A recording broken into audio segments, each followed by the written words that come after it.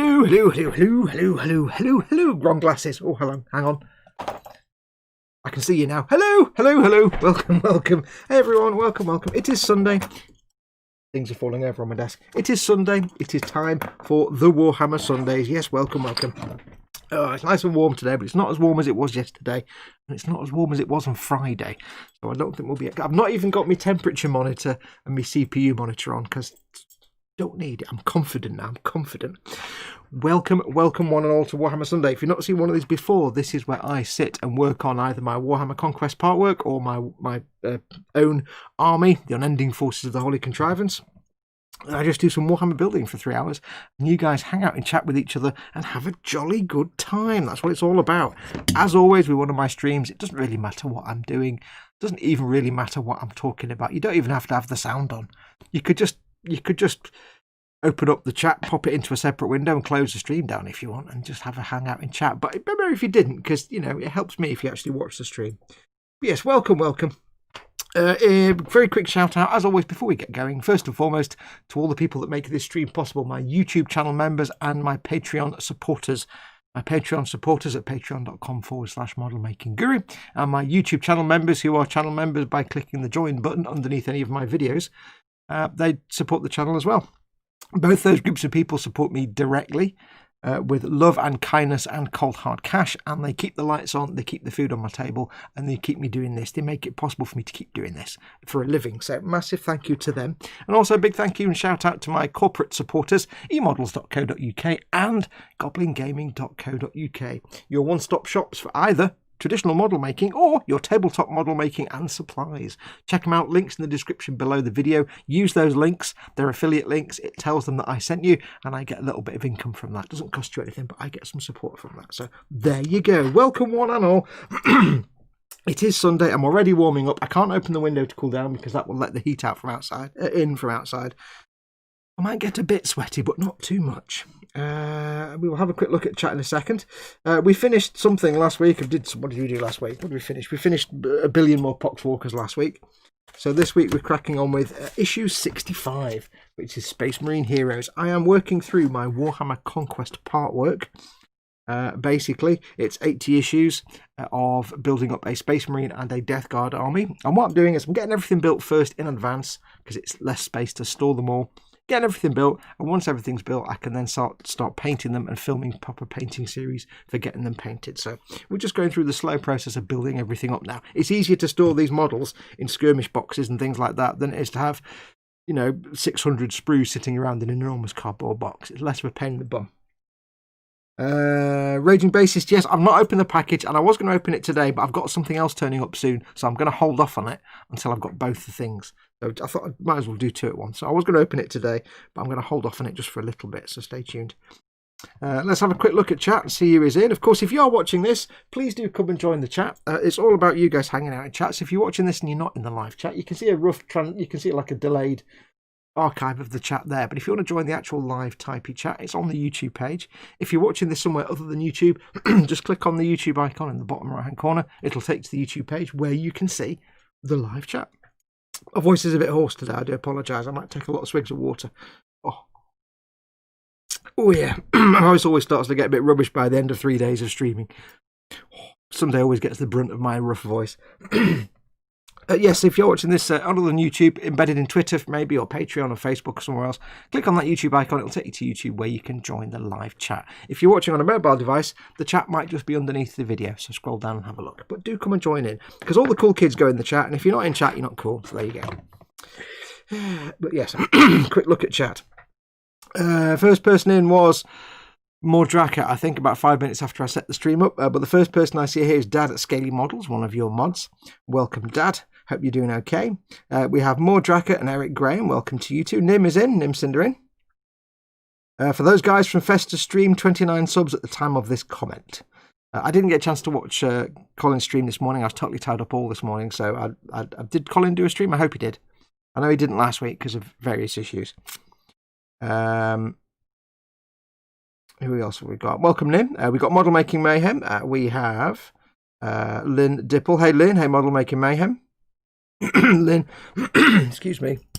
Hang on a minute. Let me clear my throat.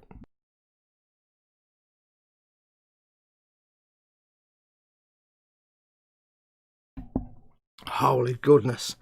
Yes, Lynn has a weekend off this weekend. She doesn't normally get a chance to join us, so it's nice when she can. So welcome, Lynn. We're getting warm in here now. All the lights are on. Oh, starting to get the moist upper lip. We have Scaly Models, of course, is one of your moderators. Chris at Gross Models, I think, might be in or may turn up later. Your moderators are lovely. They'll keep you safe in chat. They'll keep you safe and secure. Although there's not much to worry about. The people that come into my chat are usually really nice people. But if you do cross them, he'll snap your head off and throw you into the sun after setting you on fire already and then throw you into the sun. So, don't cross the mods. We have Candy Grab for Mongo. Greetings, everyone. A special hello to hardworking moderator Scaly Models. Dad is brilliant. Dad is in everybody's stream all the time. Eric Graham is in. Welcome, Eric. Hope you're okay, buddy. David Sanderson. Hi, everyone. Looking for my mojo. Not been on here for 3 months. It's been a while, David. Welcome back, buddy. Welcome back. Good to see you. Is Fox still doing those Primaris Marines? Asked David. I'm still working my way through Warhammer Conquest, yes. We're on issue 60. Last week was Death Guard. I only get 3 hours a week to work on them, and I've got 80 issues of models to build, so, what I mean. It's taken a while. We have Dexterous Crafter is in. Hey, Nat. We have, who else has come in? Let's have a look. Eric Graham, I think I said already. Edward Leonard. Edward Leonard's in. Hey, Edward. Hope you're doing okay. Who else has come in? We have... I might be catching up on chat now. The Raging Model, of course, is in. As I said, I was speaking to him earlier. Hope you're doing okay, buddy. Fox, I mowed my yard, 98 degrees Fahrenheit, 37 degrees centigrade. Hot. Wow.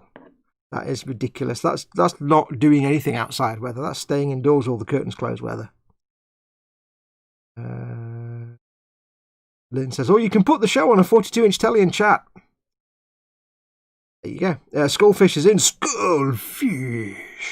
Puts a couple of cool emojis in there. Please note, folks, if you've been with me for more than a month, your little badge has changed now. If you're a YouTube member, your badge colour has changed because you're a month old. If you'd like to become a YouTube member, just click the join button below the video. Let's have a look. It's going to be a long day on the tubes, Lynn says to Eric. Yes. If you don't know, by the way, if you're new to my stream, you may not know, but there's a group of us that do all loads of streaming on Sundays. Sunday from 12:30 till about 2:30 is Colin and Dave do the breakfast build buddies brunch, breakfast brunch. You know what I mean. They do their Sunday. I can't get my words out. Hang on, water. They do their buddy bill brunch breakfast. I can't get the words out. They do a 12:30 stream on Festa 67 Workshops channel. Can't speak today. I do apologise, Colin, if you're watching. If I didn't get a chance to make it today, I've only had literally about 20 minutes before I started the stream, so I don't know if you. I hope you did. But they start. Then I do from 3 till 6. Then Dad occasionally, more often than not, does an in-between show between about 6:15 and about 8 o'clock. I think 7:30, something like that. And then Chris at Gross Models does his Warhammer Sunday at 8 o'clock on a Sunday. Although at the moment he's swapping week in, week out with Ted over at Skipper Scale Models, who starts at 9. However, I think tonight Ted might not be available, so Chris might be doing a stream tonight, but I don't think he's doing a Warhammer Sunday stream. I think he's just doing a bit of a video game live stream. So if Chris comes in chat later, he's in chat. Chris, let people know what you're doing tonight, buddy, because I'm not sure if you're doing a game stream or a normal Warhammer stream. Let's have a look. Where are we up to in chat? Interzone 88 is in. Good day, Interzone. Welcome. Ross Medlock. Hi, Nat. Doing a lot better now. Thanks. Hi, Ross. Hope you're doing okay, buddy. Interzone says, hi, Scaly Sex Lynn. Did you mean to put the word sex in the middle there? Did you mean Dex, as in dexterous? Or is that auto-correct? Or did you actually just... I don't know. Are you trying to say something? Oh, Dex. Interzone says Dex afterwards. What a mistake to make. More water, more wee break, says Chris. Welcome, Chris. Chris, another one of your mods, of course. Gross Models. Nim says, morning, everyone that I've missed. Everybody should say good morning to everybody. Chat jumped. Gabriel Amador says, Warhammer Awesome Possum. Thank you, Gabriel. Welcome. We have... Who else has come in since? I'm trying to catch up with the chat. Everybody's talking far too much. Fox has the brain melting syndrome today, like every day, basically. Chris says, yes, I'm on Team Inept at 8. So Chris isn't doing a Warhammer stream tonight, and Ted's not doing one. Chris will be over on the Team Inept YouTube channel. doing some video gameage play of some sort. Scaly Model says, oh help, sex. That's this channel. And then Paul, I assume that's Paul as Team Inept, says that's this channel, Team Inept. No, Paul was still me. Okay, that was Chris. Okay, Chris is flipping back and forth between profiles. Anyway, I think I've caught up now. Oh, it's getting warm in here. It's getting warm in here. I don't like it when it's warm in here and warm outside because I can't open the window. I have a very specific routine of opening and closing doors and windows in the house to keep the heat as low as possible up here. Because I'm upstairs, and obviously normally it would be fine, but with all the lights on and my computer and everything else, it gets a bit warm and sticky. Now, we are doing issue 65 of the Warhammer Conquest. This is a Warhammer Heroes sprue, not the Warhammer Heroes that you would get from Japan in the blind boxes. This is an older two-figure set. This is from 2015, before Primaris came in. So although you're building primarily a Primaris army, you get a load of old-style Space Marines as well, which is kind of canon, but kind of annoying. These aren't part of the Dark Imperium set, which a lot of the sprues in the Conquest partwork are from. These are just regular sprues. So we'll get these two built. We've got two dudes to build in here. That Puffin plushie is adorable. This is Guthorm. Guthorm is my chap dolly. Guthorm looks after the chap. Guthorm came to me all the way from Orkney, thanks to our very good friend Scott. Dad's got one as well, and so has Chris. They all got different names. Chris's is called Paul. I can't remember what Dad's is called. He's called Guthorm. It's Guthorm. Oh, Guthorm something Sigurdsson, I think. They're all named after Orcadian kings. And Scott sent them back to all of us. We've all got one. All of our little gang. And they're all named after Orcadian kings. So the fact that Chris has got one called Paul, and Chris's best mate is actually called Paul, means there's actually an Orcadian king called Paul. Lynn's got one as well. Lynn's called Taminori, which is Orcadian or Gaelic for Puffin. There you go. Dad says his is called Ragnaveld. Ragnaveld. That's a cool name. I do like all the sort of Viking-ish Nordic names like Thor, Smash, Hammer, Kill, Death. They're just great. They sound great. Let's have a look. Right, I shall crack on with some work. It's getting really warm. Oh, I could get a fan on, but I haven't got a fan here in this room right now. And I didn't think about that. So, shut up. Right, let's crack on. So we've got two dudes to do. Two dudes to do the do-do. Two dudes. The do-do, face dog, donkey dog. The do-do, donkey dog, Dad. Hey, Dad. The do-do, face donkey. I went all scouse, sorry. No. Hey, shut it. Shut it, murder. I'm not with it today. Right, so we need parts. Let's crack on and do some work. A9, A8 and A7. Okay, let's get the helmet of C. I've moved the camera a bit this week, so I'll probably still knock it every 5 seconds and swear a lot, or try not to swear a lot. 7, 8 and 9 I need. I was having a right time last week. Every time I moved, I dinged it. And it was getting a bit annoying. I was nearly saying rude words during a live stream that wasn't after hours. Most rude.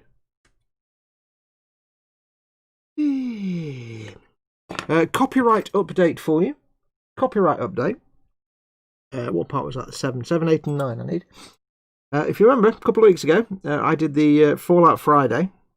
We did our Fallout 4 live stream. And I got pinged into revenue sharing because BMI, the music production label, publisher, claimed copyright on the Fallout 4 theme tune. Which, of course, is actually copyright Bethesda Softworks, but hey, never mind. Although they may publish it, I suppose. It was released as a soundtrack. A8 I need. And I disputed that. Now, nothing's happened with that yet. It's still in dispute. It defaults to revenue sharing. Because they say they own the copyright, but they're happy for me to share revenue. They're happy to give me half of the income from it. And I'm like, well, but I'm not actually happy about that. I'd rather have all the income, thank you very much.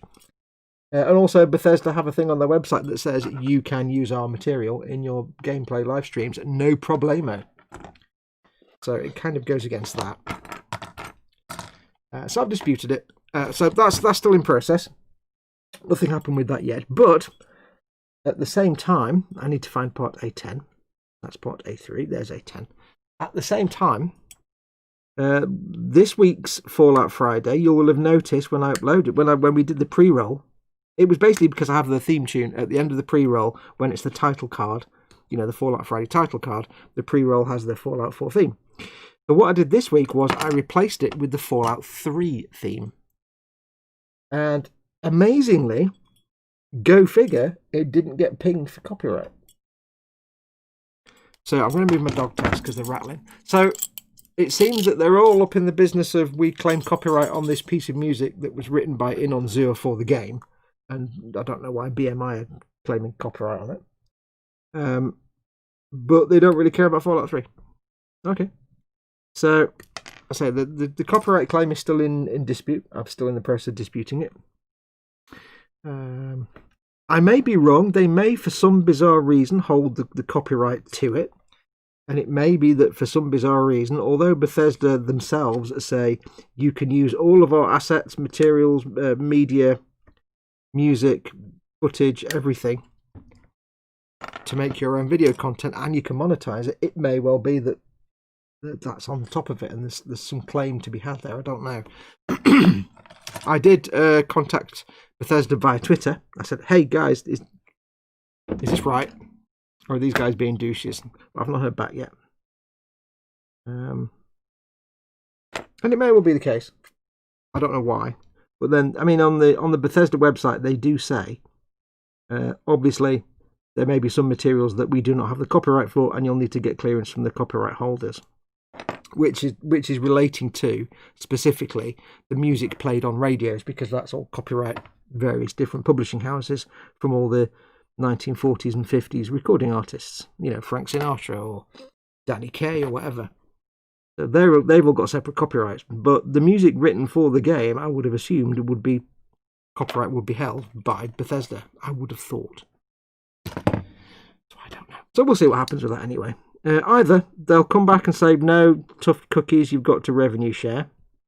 In which case, fine, that video will keep a revenue share and I'll never use the Fallout 4 theme again.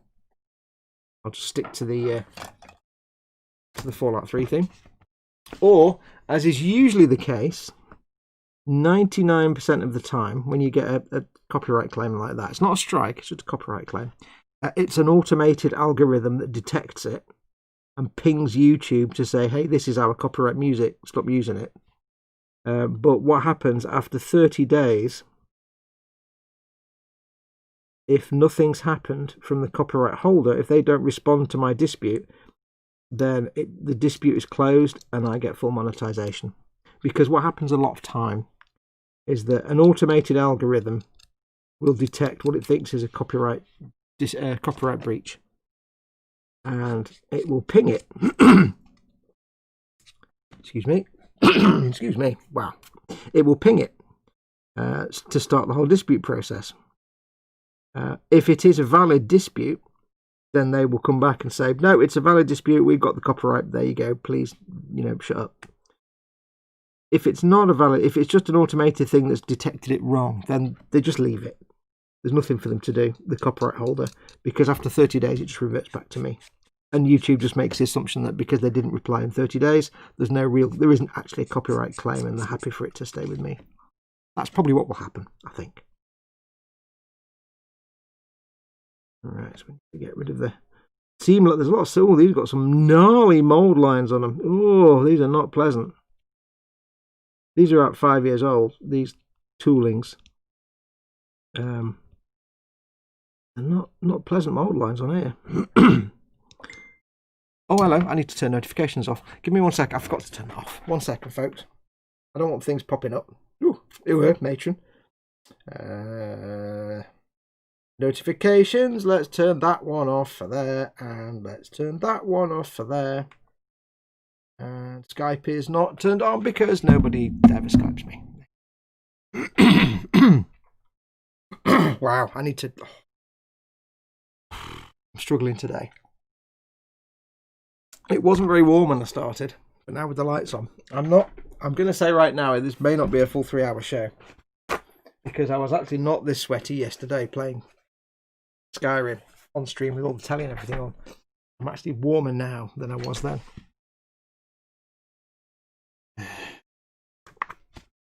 So yes, I don't think anything will come of it anyway. I think after 30 days it'll just get reverted back to me.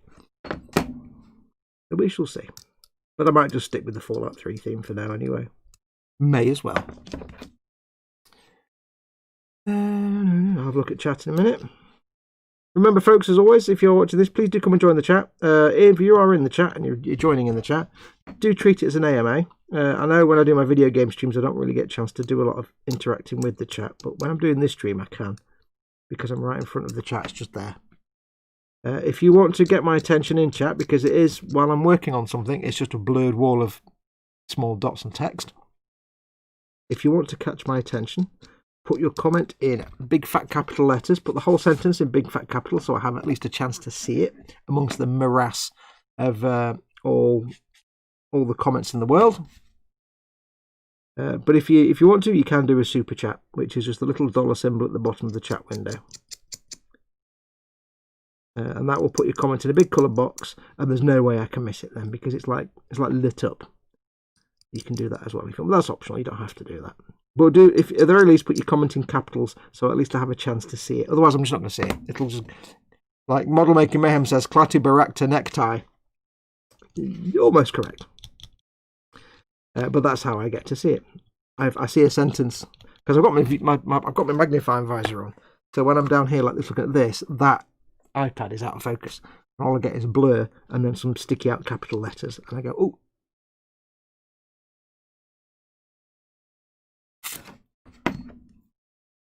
Scaly Models, I think Model Making Guru didn't see that you asked the question. I just assumed I'd asked the question. Assumed nothing.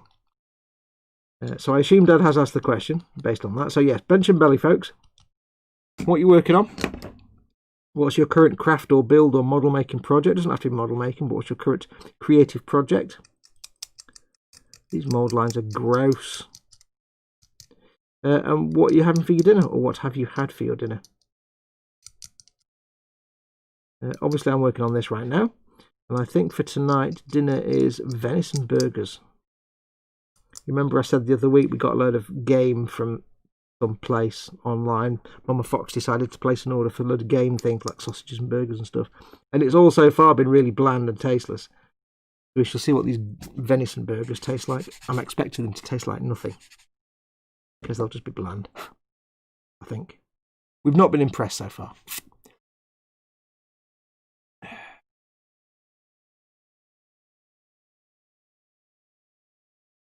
Okay, enjoying these mould lines. There's all rivets on the back of the legs. Unfortunately, trying to get rid of the mould line, I'm taking the risk of getting rid of all these little rivets. I can't sand them away without getting rid of the... Ew.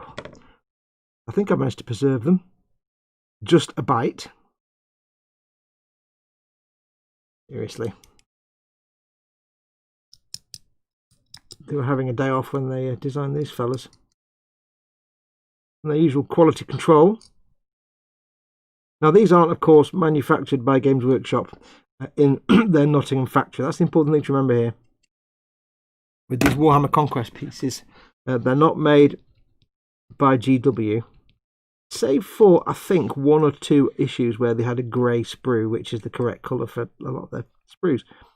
I think a couple of them have actually been made in Nottingham sprues. I think the rest of them, though, are just made elsewhere under license, just for this part work. Because we've said before, the plastic isn't the same as normal Games Workshop plastic. It's weird. It's kind of a bit more brittle, but also softer, which doesn't make any sense, I know. It's not as much fun to clean up. Big. I need to wipe my nose, because my nose is sweating, believe it or not. Woo, warmth.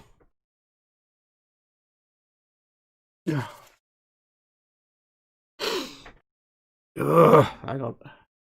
Sweaty nose. It's not a cool thing to have.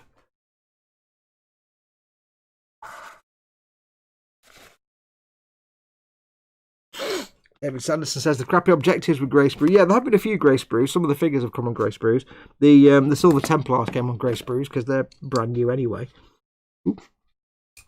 I think there have been some. I think some of the stuff has been manufactured in Nottingham because it's on a normal coloured sprue and it feels like GW plastic. But the Space Marine stuff we've had so far, the blue stuff, It's not GW plastic. It just feels different. It's hard to explain really until you've actually got it in your hand. It just doesn't behave the same way.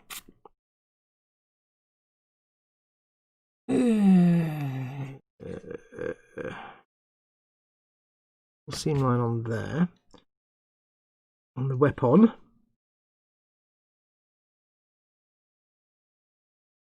Nothing too mate, or is it? Oh, actually, it's a real gnarly little seam line on the weapon. Whoa. Wow. Remind me never to make these two individual, this particular figure again. What an absolute palaver.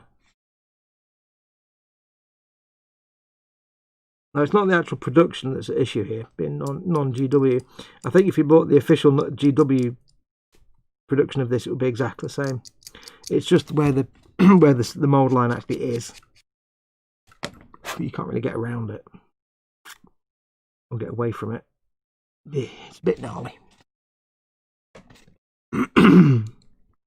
I've gotten the coloured sprues in some GW boxes, mostly the No Fear, and it went. The comment disappeared. Yeah, you will get blue sprues and green sprues from GW, but this is the ones we've had so far in this. You can tell it's not the same plastic. It doesn't feel the same. It's hard. It's on one hand it's more carvable because it's a bit more buttery, but on the other hand it's more brittle and less resilient to snapping and stuff. It's really hard to put it into words that actually make any sense. There's a mould line right down the middle of his face and it sucks. Get rid of it without getting rid of his face details. I'm not enjoying this figure. Do not get the Space Marine Heroes minis. I don't mean the ones that come in the blind boxes. Do get them because they're awesome. This is horrible. This is really horrible. I don't like seam line removal with a knife because it's too damaging to the plastic. But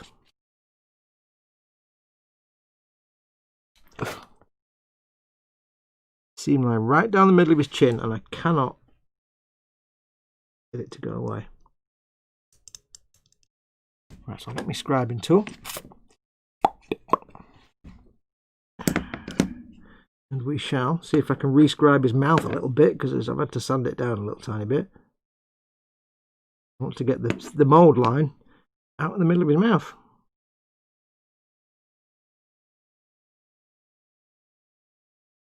Not going to be pretty.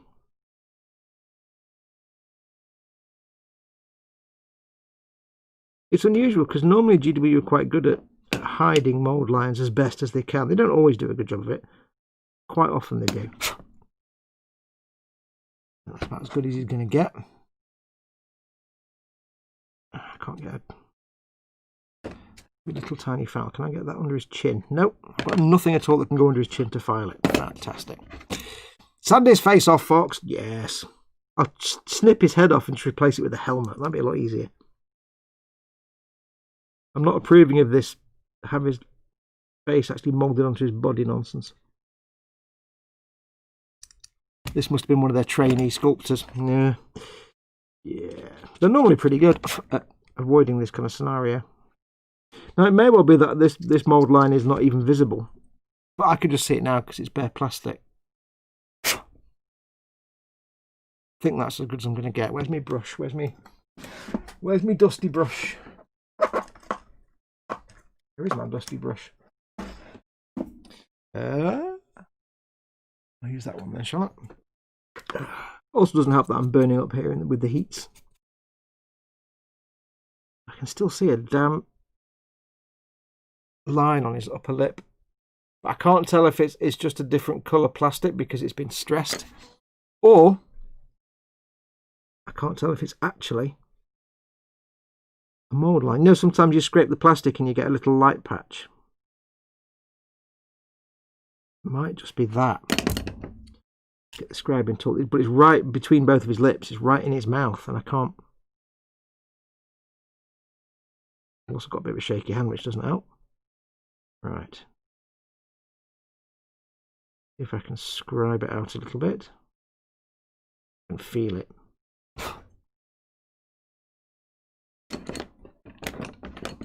Honestly, I've never had to faff around so much to get a mould line removed. Right, I think that's looking a bit better. I think, let me hold it up to the light. Hard to see. Yeah, it's looking a bit better now. Wow, that was a massive faff and a half, wasn't it? Gee willikers.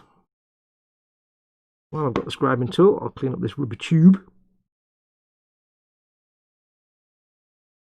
You've not seen me do this before. The scribing tool is a really handy tool for getting rid of mould lines in the middle of ribbed surfaces. Now what we do have is we have a mould line right down the front of this ammo drum.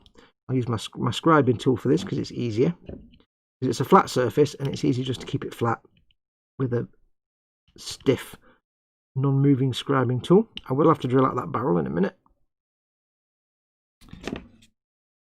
I shall have a look at chat in a moment. What we in? 32 minutes and I've sanded one piece. Yeah, that's how bad that mould line was. Trust me. Oh, the humanity. Is it not the microphone? Oh, the huge manatee. Right, that would have been a lot easier if this whole thing wasn't covered in stupid rivets. I think it's Terminator armor, but I'm not sure. It's just stupid nonsense. I'm not even sure this is 40k. It looks more 30k. This. I'm not even sure what this is. This is just nonsense. Right, so I'm bored of that now. We'll put that to one side. Let's have a quick look at chat. Because we did ask Bench and Belly. Where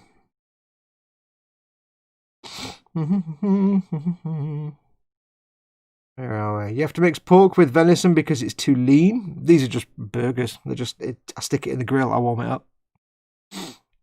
Ian Thompson, bench finish of Bandai X-Wing, belly nout. It's too hot. Yes. Candygram, I had a venison burger long ago. It was heavenly. I've had venison before and it is delightful. I'm just going to turn the microphone around. It is delightful, but the stuff we got from this online game supplier, which comes in a beautifully wrapped thing, it's like a box with straw and everything, just is bland and tasteless. We've got wild boar and we've got venison, and both of them have been tasteless so far. So, would basting the venison with butter, garlic, rosemary in the pan work like how it works for steak? I've never tried venison. You're talking about cooking. I don't do cooking. I eat things and I warm things up. I don't do cooking. One thing I hate, cooking is boring. Cooking's boring. I don't want to cook. I want to eat. For me, cooking is time that I could be spent eating, but I'm not actually eating. I will cobble together things in a pan occasionally, simple things, but yeah, burgers, they just go in the grill. I turn them over once, they come out, and that's it. Really can't be bothered doing cooking. Any kind of complicated cooking bores me. Paul hates me because Paul loves cooking, but I just can't be doing with it. I've got a big dot of something on my lens and I can't see what it is. Might be a light reflection. Let's have a look. Nim says, bench, nothing at the moment. Belly, honey barbecue chips or crisps for you UK nutters. Yes, crisps is the correct name. Lynn Dipple says, blueberry Cheerios with milk in a bowl, now drinking water. Bench, well, when folks came over, I had to put my junk somewhere. Oh, well.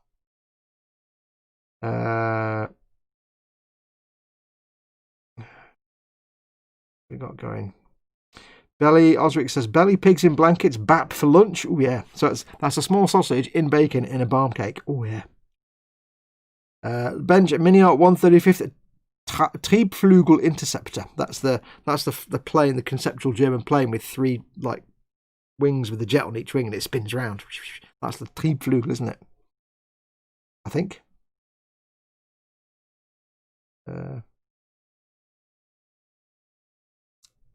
Resolution for this model, melted.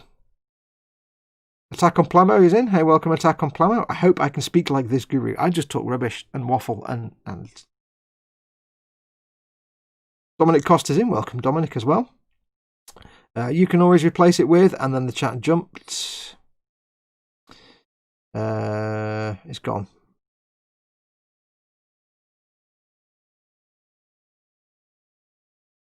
It jumped. You can just replace it with another Space Marine discreetly off screen. No, I can't do that. This is this whole part was partly paid for by my very good friend and patron supporter George. So when I finish building and painting all these, we're going to split it. He's going to get all the Space Marines, and I'm going to get all the Death Guard. I'm going to keep all the Death Guard. So I'm not going to do any shenanigans to the minis. He's going to get what comes in the part work. Would a precision application of Tamiya extra thin help, says Ian Thompson? Actually, I never thought of that, and I always think of that. Yes, that would. Well, I don't think so on the face. If you've never seen me do it before, a bit of Tamiya extra thin when you've got some roughness, and you'll see me do it when I drill the barrel out, can smooth down rough areas, but it won't get rid of mould lines because they're too sticky up and like pronounced. Not really going to get rid of that, but I wouldn't want to put it on his face because it might mush up the facial details. I've already had to sand them a little bit and recarve them a little tiny bit, so I wouldn't like to risk it on his face. Tesco sells some epic venison grill steaks. The sorcery, there is no shrinkage when cooked. Oh, that's because they're not crappy burgers. They're just full of meat and nothing else. Aeon's car is in. How is everyone? Welcome, Aeon's car. I'm fine, thank you. Mystery package time. Sounds like something for the live stream. Who's had a mystery package? Scaly Models. I've just received a parcel. I haven't ordered anything, so I'll open on my live stream to see where and who it is from. I think I may have an idea. It's nothing to do with me. I can't post anything, which is why I'm struggling financially right now, because I can't sell anything. I can't. Normally, I'd make a lot of my income from building and selling stuff, and I can't. I haven't been able to do that for the last 6 months because I can't go to the post office. Because I can't go into public places. Because I'm shielding Mama Fox, so I can't go into a crowded post office full of diseased chuds and pick up nastiness and bring it back to Mama Fox. So I'm not being able to post. I can't sell anything. I'm struggling right now. So hopefully there's a vaccine soon and I can get back to it. Where are we? Tartar's Armour 30k, says Mordraka. It could be. I don't know actually, but it looks like maybe it's a Terminator. I don't know. I don't really know enough about them. It could be a Terminator. I'll find out in a minute. What's that scraping tool called, please? Asked Paul G. Welcome, Paul G. I'm having a go at a few figures I got with the tank. I normally don't paint them, but I fancy a go, and the tool will be a great help. This is the Citadel mould line removal tool, they call it. This is all irrelevant. It's just that bit. That's the important business end. It's expensive for what it is. You get it from Warhammer stores or online, anyone that sells Games Workshop stuff. But the thing that makes it so good is it's a rigid blade. You can't bend it, and it's got a nice 90-degree edge on both sides, and it's perfect for getting rid of a mould line or a seam without gouging the plastic and whilst keeping the plastic smooth. So when I got rid of the seam line on that little bit of the ammo thing there, just dragging it across, it keeps it as a flat surface. If you do it with a knife, the knife can skitter and bend and cause scratches, which is why I don't often use a knife. But this just means you can scrape seam lines away and mould lines quite nicely, especially if you fill the gap. Say you fill the panel gap and the glue's bubbled out and it's all hardened off, you can just scrape it back and keep a nice flat surface.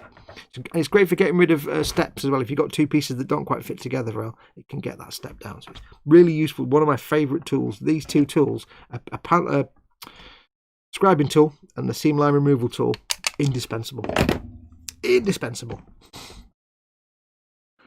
So on the bench, it's still 6 Kale Space Marines, and for the belly, later beef stew, says Eon's car. Don't forget the thumbs up, folks. Early in the show, the more algorithm like it, says Scaly Models. Yeah, do feel free to give me a thumbs up. If you hate the show, if you think I'm rubbish, give me a thumbs down. I'm not going to stop you. But if you like what I'm doing and you want to help me make more, give me a thumbs up. It does nice things with the YouTube algorithm and gets me more views. I'm home all day, Fox. Sell it and I'll pop over and post it for you. Yeah, no. What are we up to? Beyond Hope is in. Welcome, Beyond Hope. Can you? Hermes will collect items for posting through their service from your door. 2 points with that. 1, I don't have a printer. And 2, I will never, ever, ever ship anything through Hermes ever. Ever. They're marginally better than Yodel, and Yodel are garbage. When I post stuff, it's raw mail. Hermes, no. But I don't have a printer to print stuff off. I know there are, you can do like raw mail, print labels out and collect and stuff. But yeah, I used to do that when I was working in retail. We used to ship a lot of stuff all over the world, and to be honest, it's an absolute nightmare shipping stuff somewhere, especially to the States where you've got to fill out a billion forms and fill out a billion customs declarations. I'd much rather just go to the post office and give the man money and here's a box, here's some money, please put stickers on it, bye. That's a lot less hassle. But yeah, Hermes, good God, no. Don't ever send anything through Hermes. Dear Lord.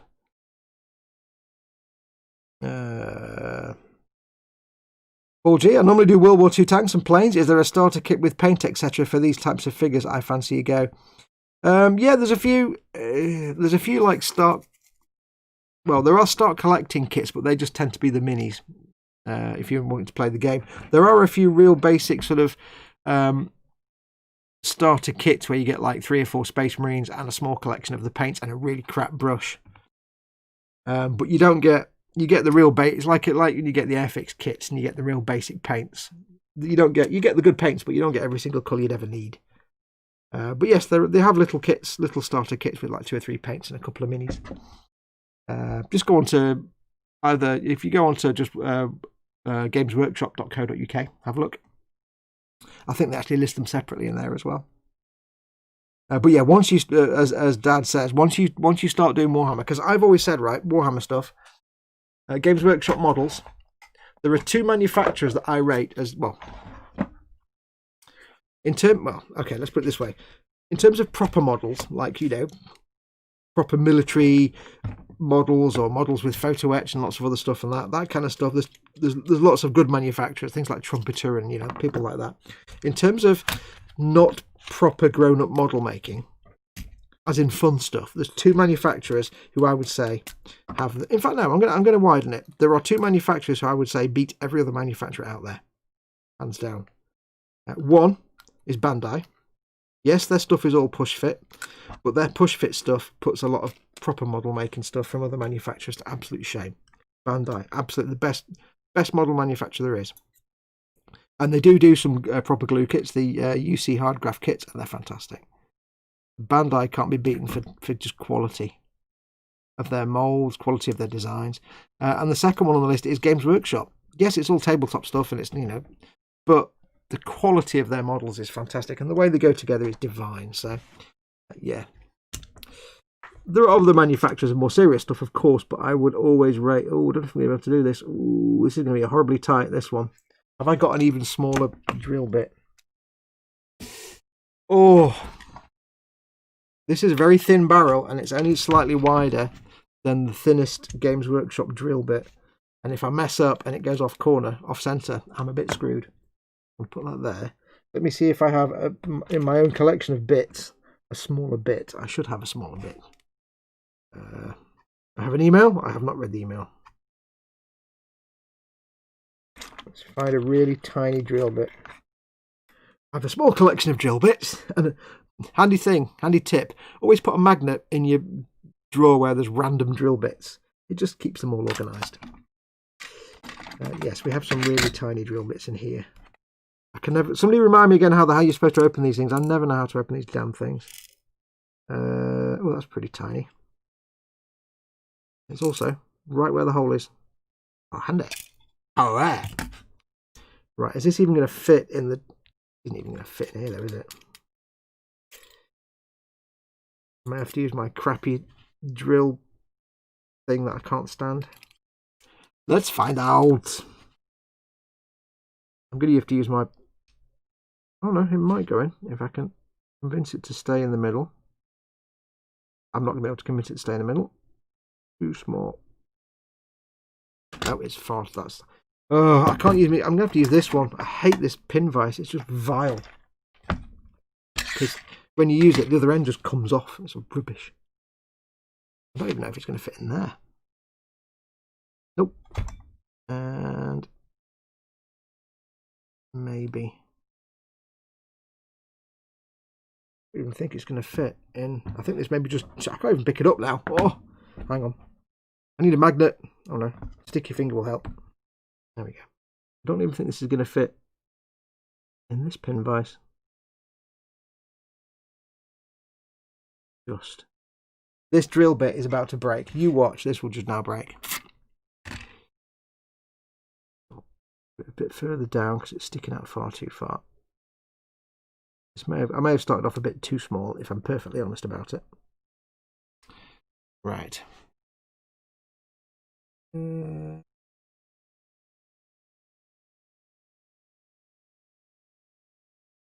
Yeah, there are some beginner starter kits for absolute beginners. They're aimed at kids, and it's like a couple of figures and a couple of paints and some nippers and stuff. But be advised, the brush and the nippers and the tools are just garbage.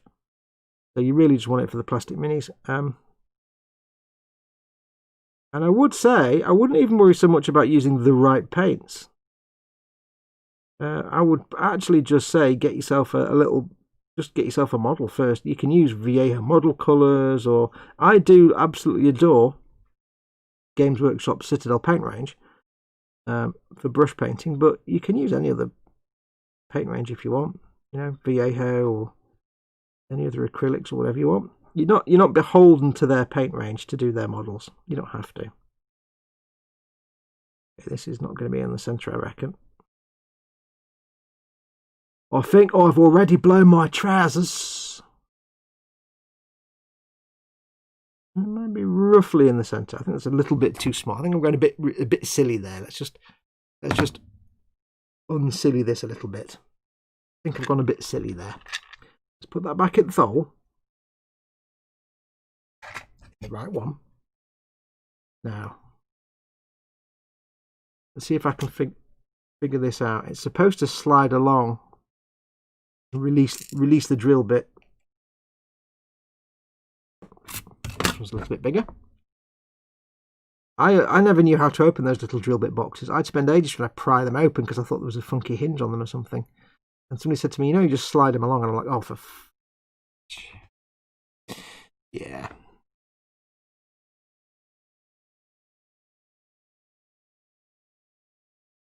That was one of those moments when you wish you'd realised something right at the start.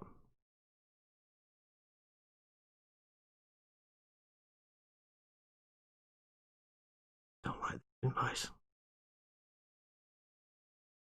The reason I don't like it is because this is double-ended, and when you're working, you do a lot of drilling, this end can come off and it gouges your hand to crap, basically. Perhaps use a small pin instead, says Ian Thompson. No, it's even less control with a small pin. You want a screw thread to drill it out. I've got a pin. I'm trying to stab it. I can't rotate a pin. That's a good starting point. I think we've gotten a good start there. Well, I've got his other weapon here. I'll do that one as well. Just quickly get rid of tech mold line or tech nub. Get a big nub on the end. I need to file that. Hope I'm on camera. Yes. Normally drilling barrels is actually quite easy. It's just these are so small. These are so small. Tiny. I probably don't need to start quite this small, but because the barrels are barely much bigger than the smallest drill bit, I don't want to get it completely wrong.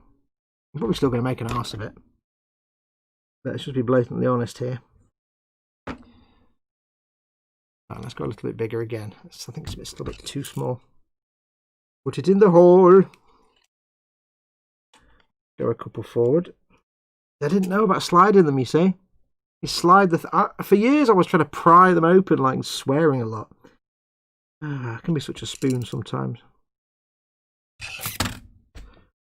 I certainly have my moments when I miss the thing right in front of my face. It's kind of funny. Right, let's start with one this size. It's a bit smaller. Hello, Mama Fox.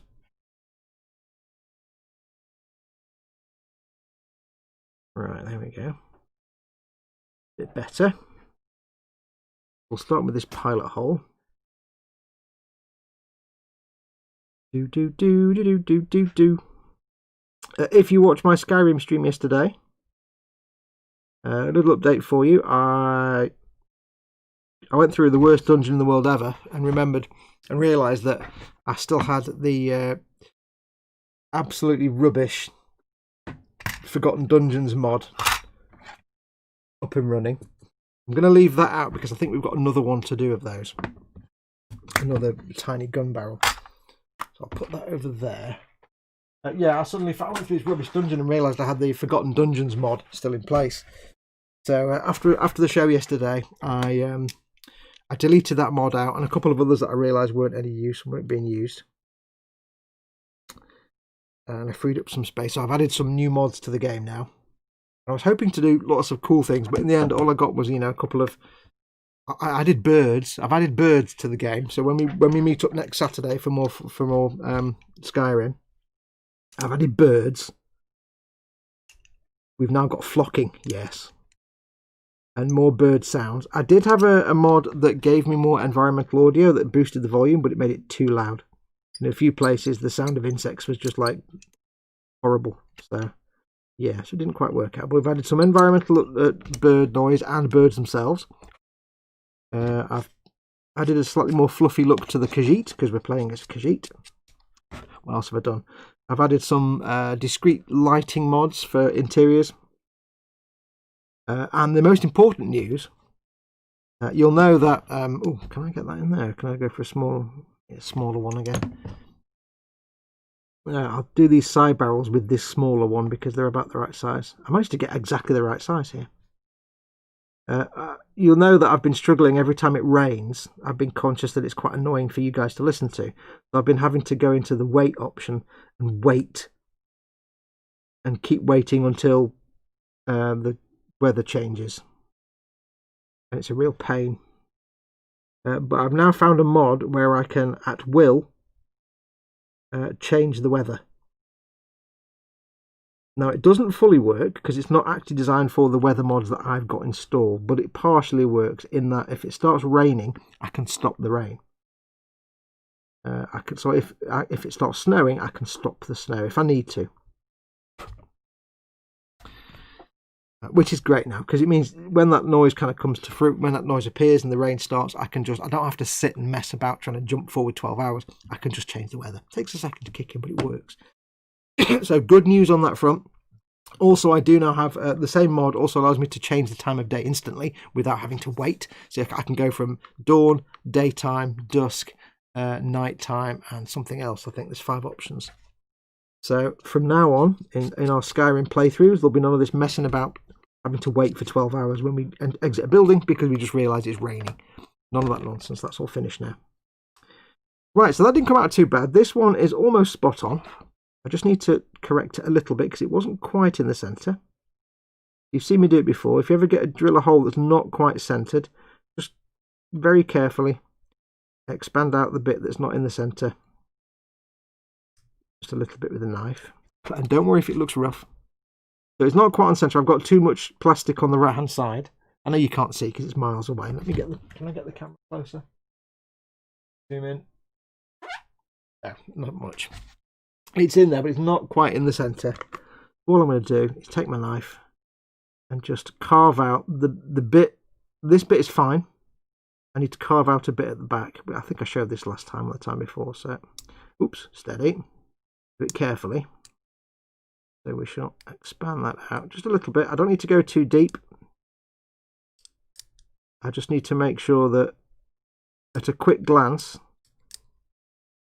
the width of the barrel on the left side is the same as on the right side, and that's about right. Because what we're going to do now is we're going to clean that up. It's a bit rough inside because I haven't quite carved it out as a complete cylinder. What we're going to do, I'm going to first clean off the rest of that weapon before I do that bit. Let me just quickly clean the rest of it off. Hang on.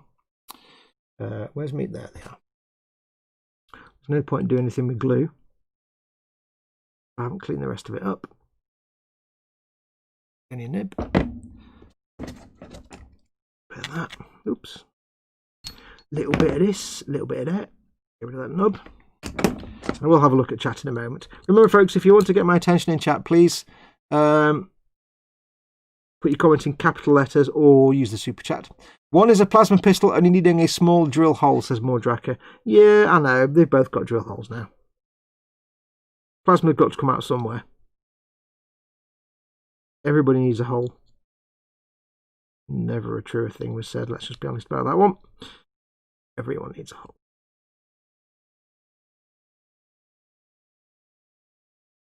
I do love this scraping tool purely because it allows me to do things like take this mold line off here, this weapon, without ruining the flat surface. Because it's not flexible, and that's the beauty of it. It's not perfect. I mean, it's a big clunky thing, and sometimes, like now, you do have to go in with a knife where it's a real tight corner. But I'll do it gently and carefully. But the problem with the knife is you can see the knife bends, and it catches on the surface and jumps, and that's where you end up with lots of scrapes and scratches. If you take a piece of plastic and you scraped it like that with this, it wouldn't have any scratches on it at all. You could drag it along, and after you've got most of it, it will be smooth. You can still give it a little tiny bit of sanding just to smooth it off even more, but it won't be scratched and scrapey and horrible like if you do it with a knife. It just makes your life a lot easier. It's not absolutely vital, and other types of scrapers are available. I just like this one. It's overpriced, but it's okay for what you get. It does the job perfectly. So there you go. Right, so we'll get that bit done, and then I can clean up those barrels. Clean up your barrels. Clean up your barrels of fun. Right.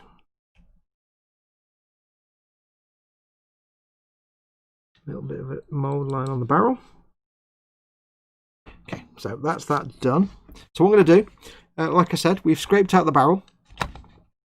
Lynn says, oh my god, I need to stop looking at Games Workshop while Fox is on the telly. No, you can't do that.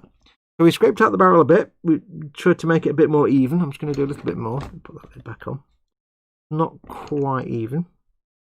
Just to make it look more circular and not off to one side. Okay. Now it's rough in there. Now it's not perfectly cylindrical because one side where I've carved it out is like a bit shallow. Doesn't matter. You're going to get a black wash in there, or you're going to get a dark wash of some sort that's going to make it look dark in this. You're not going to see that, but you can see where it's a bit scrapey where I've dragged the blade. And all you do for that is get yourself some Tamiya Extra Thin, get most of it off the brush, and just run it around the inside and just run it over the edge. Because Tamiya Extra Thin is a welding cement, it dissolves polystyrene. So on here, I'm going to get it in the barrel, and I'm going to run it through the side muzzle brake vents as well. I assume that's what they are, the gas vents. And what it does is, if I can get it in the hole, it's not going to damage, it's not going to do anything to the actual barrel itself, because I've only put a tiny bit on, but any little frilly bits or fluffy bits or little tiny shavings that are stuck in there, it'll melt them away. And you'll go from having a scrapey looking, scratched and carved out barrel to a nice smooth. When a primer and paint goes on that, it'll look nice and smooth, and you'll never know it was drilled. So there you go, handy tip. A little bit of extra thin. And whenever you're working on something, if you've got a rough surface, say you've scraped it or scratched it or sanded it and it's gone a bit wrong, don't worry, just go back with some extra thin later on and clean it up. Right, look at chat quickly. Wayne Haywood says, Belly roast chicken lunch, bench looking at a box of Mark III Space Marines due to a dare I got with a fellow gaming nerd. The best kind of dares. Oh, I'll tell you what I did do last week. After last week's show, you remember I was talking about the dice that you get with the Warhammer Conquest set, those translucent dice that I adore. I started looking to see if you can buy them. I mailed Hachette and said, dude, can I buy packs of these dice? Because eventually I want to play and I want all my dice to look like that. And they went, no, you can't do that. We don't sell them separately. Sorry. And I'm thinking, yeah, that's not the point. I was asking, can you get them for me? Can I just get them from your warehouse and I'll pay you money for them? But no, they can't do it. So I went online to look for them, and guess what? You can't find them anywhere because there's plenty of translucent dice, but they're 25 by 25. They're, in dice terms, the dice you get are huge. They're 25 by 25. And I thought I'd just buy a generic pair of translucent ruby red or lime green dice. It doesn't really matter. But trying to find 25 by 25 translucent jelly cube-like dice, impossible. They're all rounded in the corner. I don't want dice with rounded corners. It'll look too weird. I want the same as the Conquest ones, just without the Conquest symbol. And I couldn't find anything. I'll keep having a look every now and then, but it was like, I gave up in the end. I'm like, I just can't find anything. They're either this big, or they're like that big, if they've got square corners. But all the ones that are the right size, they've got rounded corners. I'm like, no, So, you know, I'm guessing they're like poker dice. I should have actually said to them, okay, you can't sell them. Where do you get them from? Tell me who makes them for you, and I will buy them from them. I didn't think of doing that. Yes, I can use the nippers for that. So, that was very frustrating. Where are we up to? jump the chat a bit. I agree with you, model making gurus. There's attack on Plamo. Cool. I don't know what I said, but it was probably right. It usually is. I know nothing about what Michael Freeland is in. I meant to ask, is it Freeland or I'm guessing it's Freeland from where you are. Hello, I know nothing about Warhammer, just popping in to say a happy day to all and bye. Thank you for coming in though, Michael. Welcome, welcome. You're more than welcome to hang around. You have to know anything about Warhammer. Will there be pigeons in Skyrim? 12 different kinds like the model set, says Candygram. Dave will like this because as soon as I've got loaded in all the mods, I've got like bird mods, I've got other mods and other bits and bobs. The first thing I did was I loaded in a game. In the game, I was in Whiterun. I loaded in the game. I walked 5 yards, and there's a whole load of pigeons in the middle of the pavement, making pigeon noises. And they didn't fly off. They just stood there, and they're like moving around. I'm like, get out of the way, just fly out. And they wouldn't fly away. They're like proper urban pigeons that don't give a crap. They're just walking about on the floor. So yes, there are now pigeons in my Skyrim, and other birds. Fox has become Storm. I don't know what that means. Home time, finish work. Yay, says Mayhem. Safe journey, buddy. See you in a bit. Mayhem says, donuts, Dad, hold you too. You can get a small ceramic scraper, says Edward. Yeah, there are loads of different ones available. I just like this one because it's hardcore metal and doesn't bend at all. I always knew Fox was an X-Man. I don't do Marvel nonsense. I don't know what that means. Jello boxes, says Mayhem. Yeah, kind of. The dice, they're beautiful dice. I love them to bits. But yes, I gave up looking in the end because I couldn't find anybody that made perfectly square, non-round cornered, 25mm translucent dice. They had every variation of dice you can imagine that was not quite the right size, or if it was the right size, it was rounded, or if it wasn't rounded, it wasn't translucent. Oh, crap. Spent an hour. I mean, can you believe I spent an hour? Now I know what Nim's on about when she says she's like a dice dragon.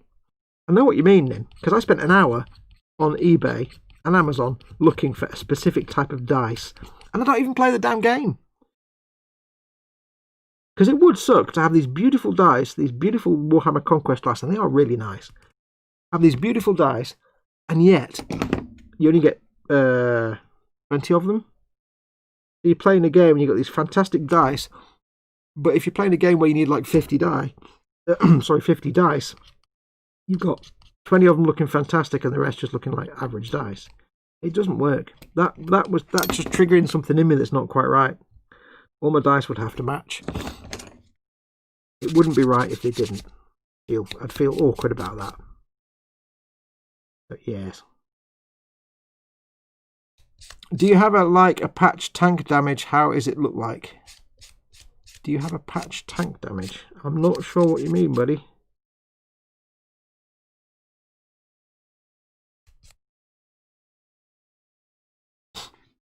All the Tommaso's in, hey Paul? Do you have a patch tank damage? You mean, do I have anything on how to do like battle damage and stuff?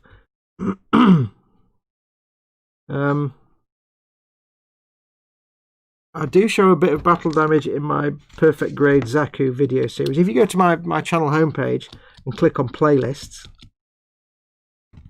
all my videos are sorted into playlists. They always are sorted into playlists. You have to go into click on playlists and then go into created playlists because YouTube's a bit garbage. Go into created playlists and there is a playlist there for the Perfect Grade Zaku. Perfect Grade Zaku. It never got completed, but it's there. I show some battle damage in that with a Dremel. It depends what kind of damage. If that's what you're asking, I'm not quite sure what you meant by a comment, but I'm assuming you say have I got anything about battle damage. I tend to not do that much battle damage. I do paint on chipping and stuff, but I don't tend to do like, big massive holes and things like that. Not very often anyway. But are there puffins in your Skyrim game now? I don't think so. I don't know. You never know. Might be.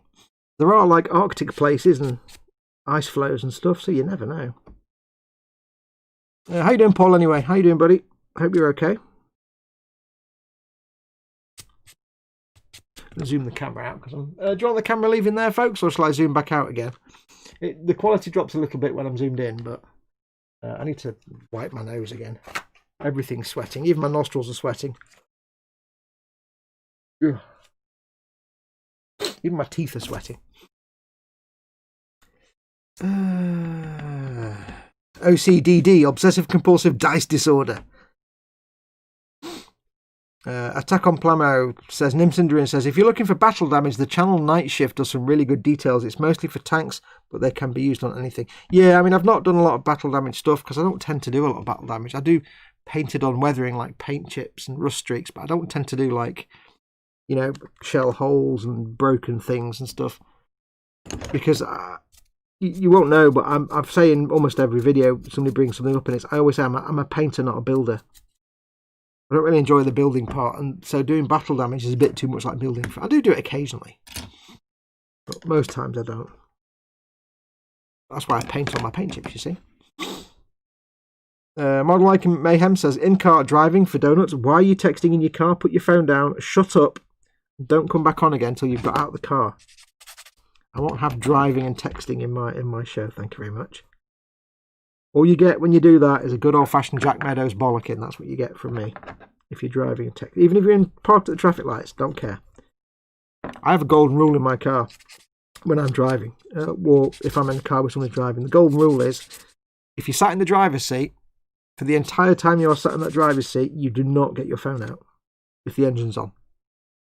You know, if you're driving, even if you're stuck at traffic lights, doesn't matter. The phone stays in the glove box or wherever it goes normally, in the footwell, not the footwell, you know, in the thing. It does not come out.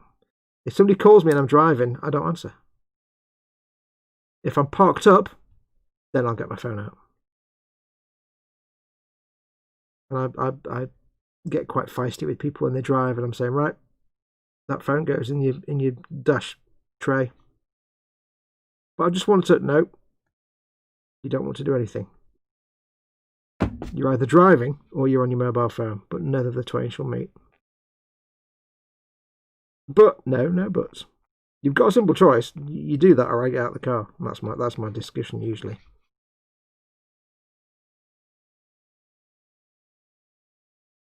Like It has a massive battle damage and got repaired or patched holes.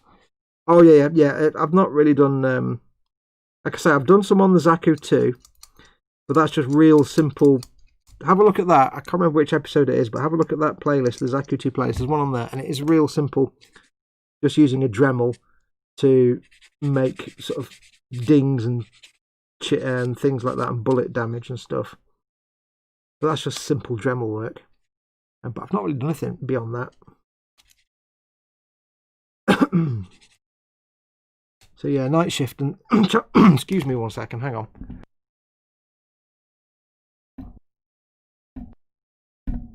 Yes, channels like Night Shift do a good job of showing that.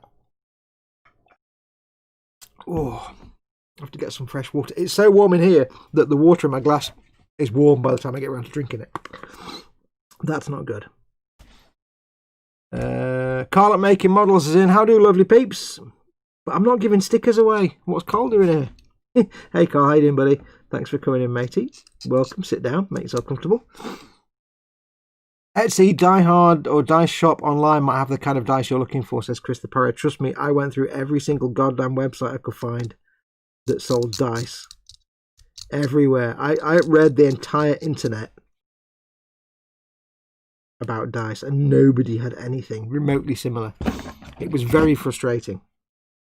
I don't need them to have the Warhammer. I even went on eBay to try and just get a pack of the Warhammer Conquest dice, and nobody was selling them.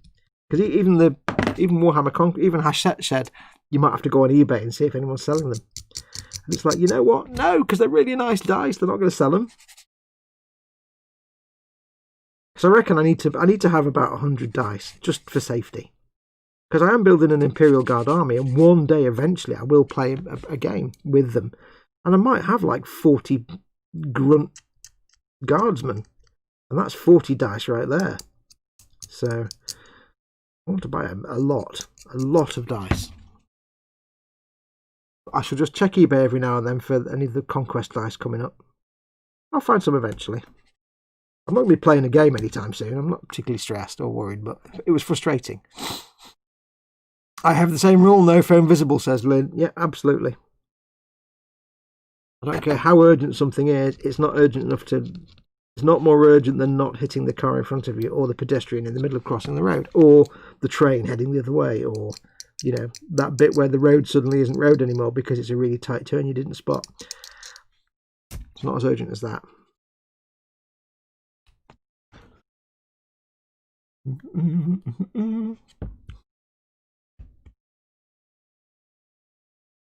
I've guessed you got. Chris says, "I guess you got to make your own then." Oh, the die. I wouldn't know how you make dice, unless Craftsman shows me a video, does a video how to make clear, transparent, translucent dice. That'd be good.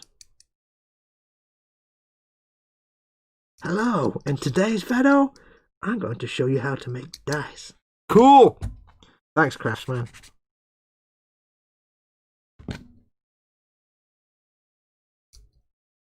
You can always make your own, but then again, you have so much work to do as it is for our entertainment, says Nim. I wouldn't even know how to make dice. I wouldn't even know. That involves moulding and casting and... Again, painter, not maker. I'll find some eventually. Some will crop up. I think they're actually casino dice, technically. 25mm square cornered. I think from what I found out, tend to be more like casino dice, but... Yeah, I don't know, I'll find some eventually. I won't be happy if they're all different types of dice, though. I could try and resin print some dice, says Paul. No, it wouldn't be the same. It wouldn't be the same. It wouldn't be the same. Wouldn't have that slick, translucent look with the beautifully printed dots. In my heart, I would know. Fox, Conquest Set 1 on eBay now. It's not the the dice set. Because the dice only come with the premium War Gear packs. And I don't want to buy a whole War Gear pack. I just want the dice. I want like 60 of the dice.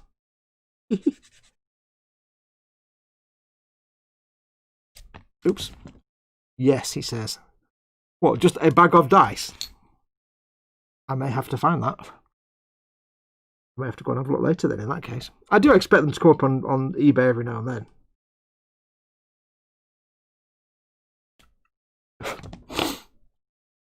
Just type how to make dice on the YouTube and you'll find a ton of them. Yeah, it's making. I don't want to physically have to do anything. I want to press some buttons on my computer keyboard and magically some dice appear in my hand, in my house a few days later. I don't want to have to physically make an effort. That's not. Use the following to locate on eBay: Warhammer 40k Conquest dice. Cool. They weren't there the other day when I checked. I will go and have a look in a bit then. Thank you very much. I do expect them to come up every now and then. I'll slowly build them up. And they're like 45 quid. Yeah, no.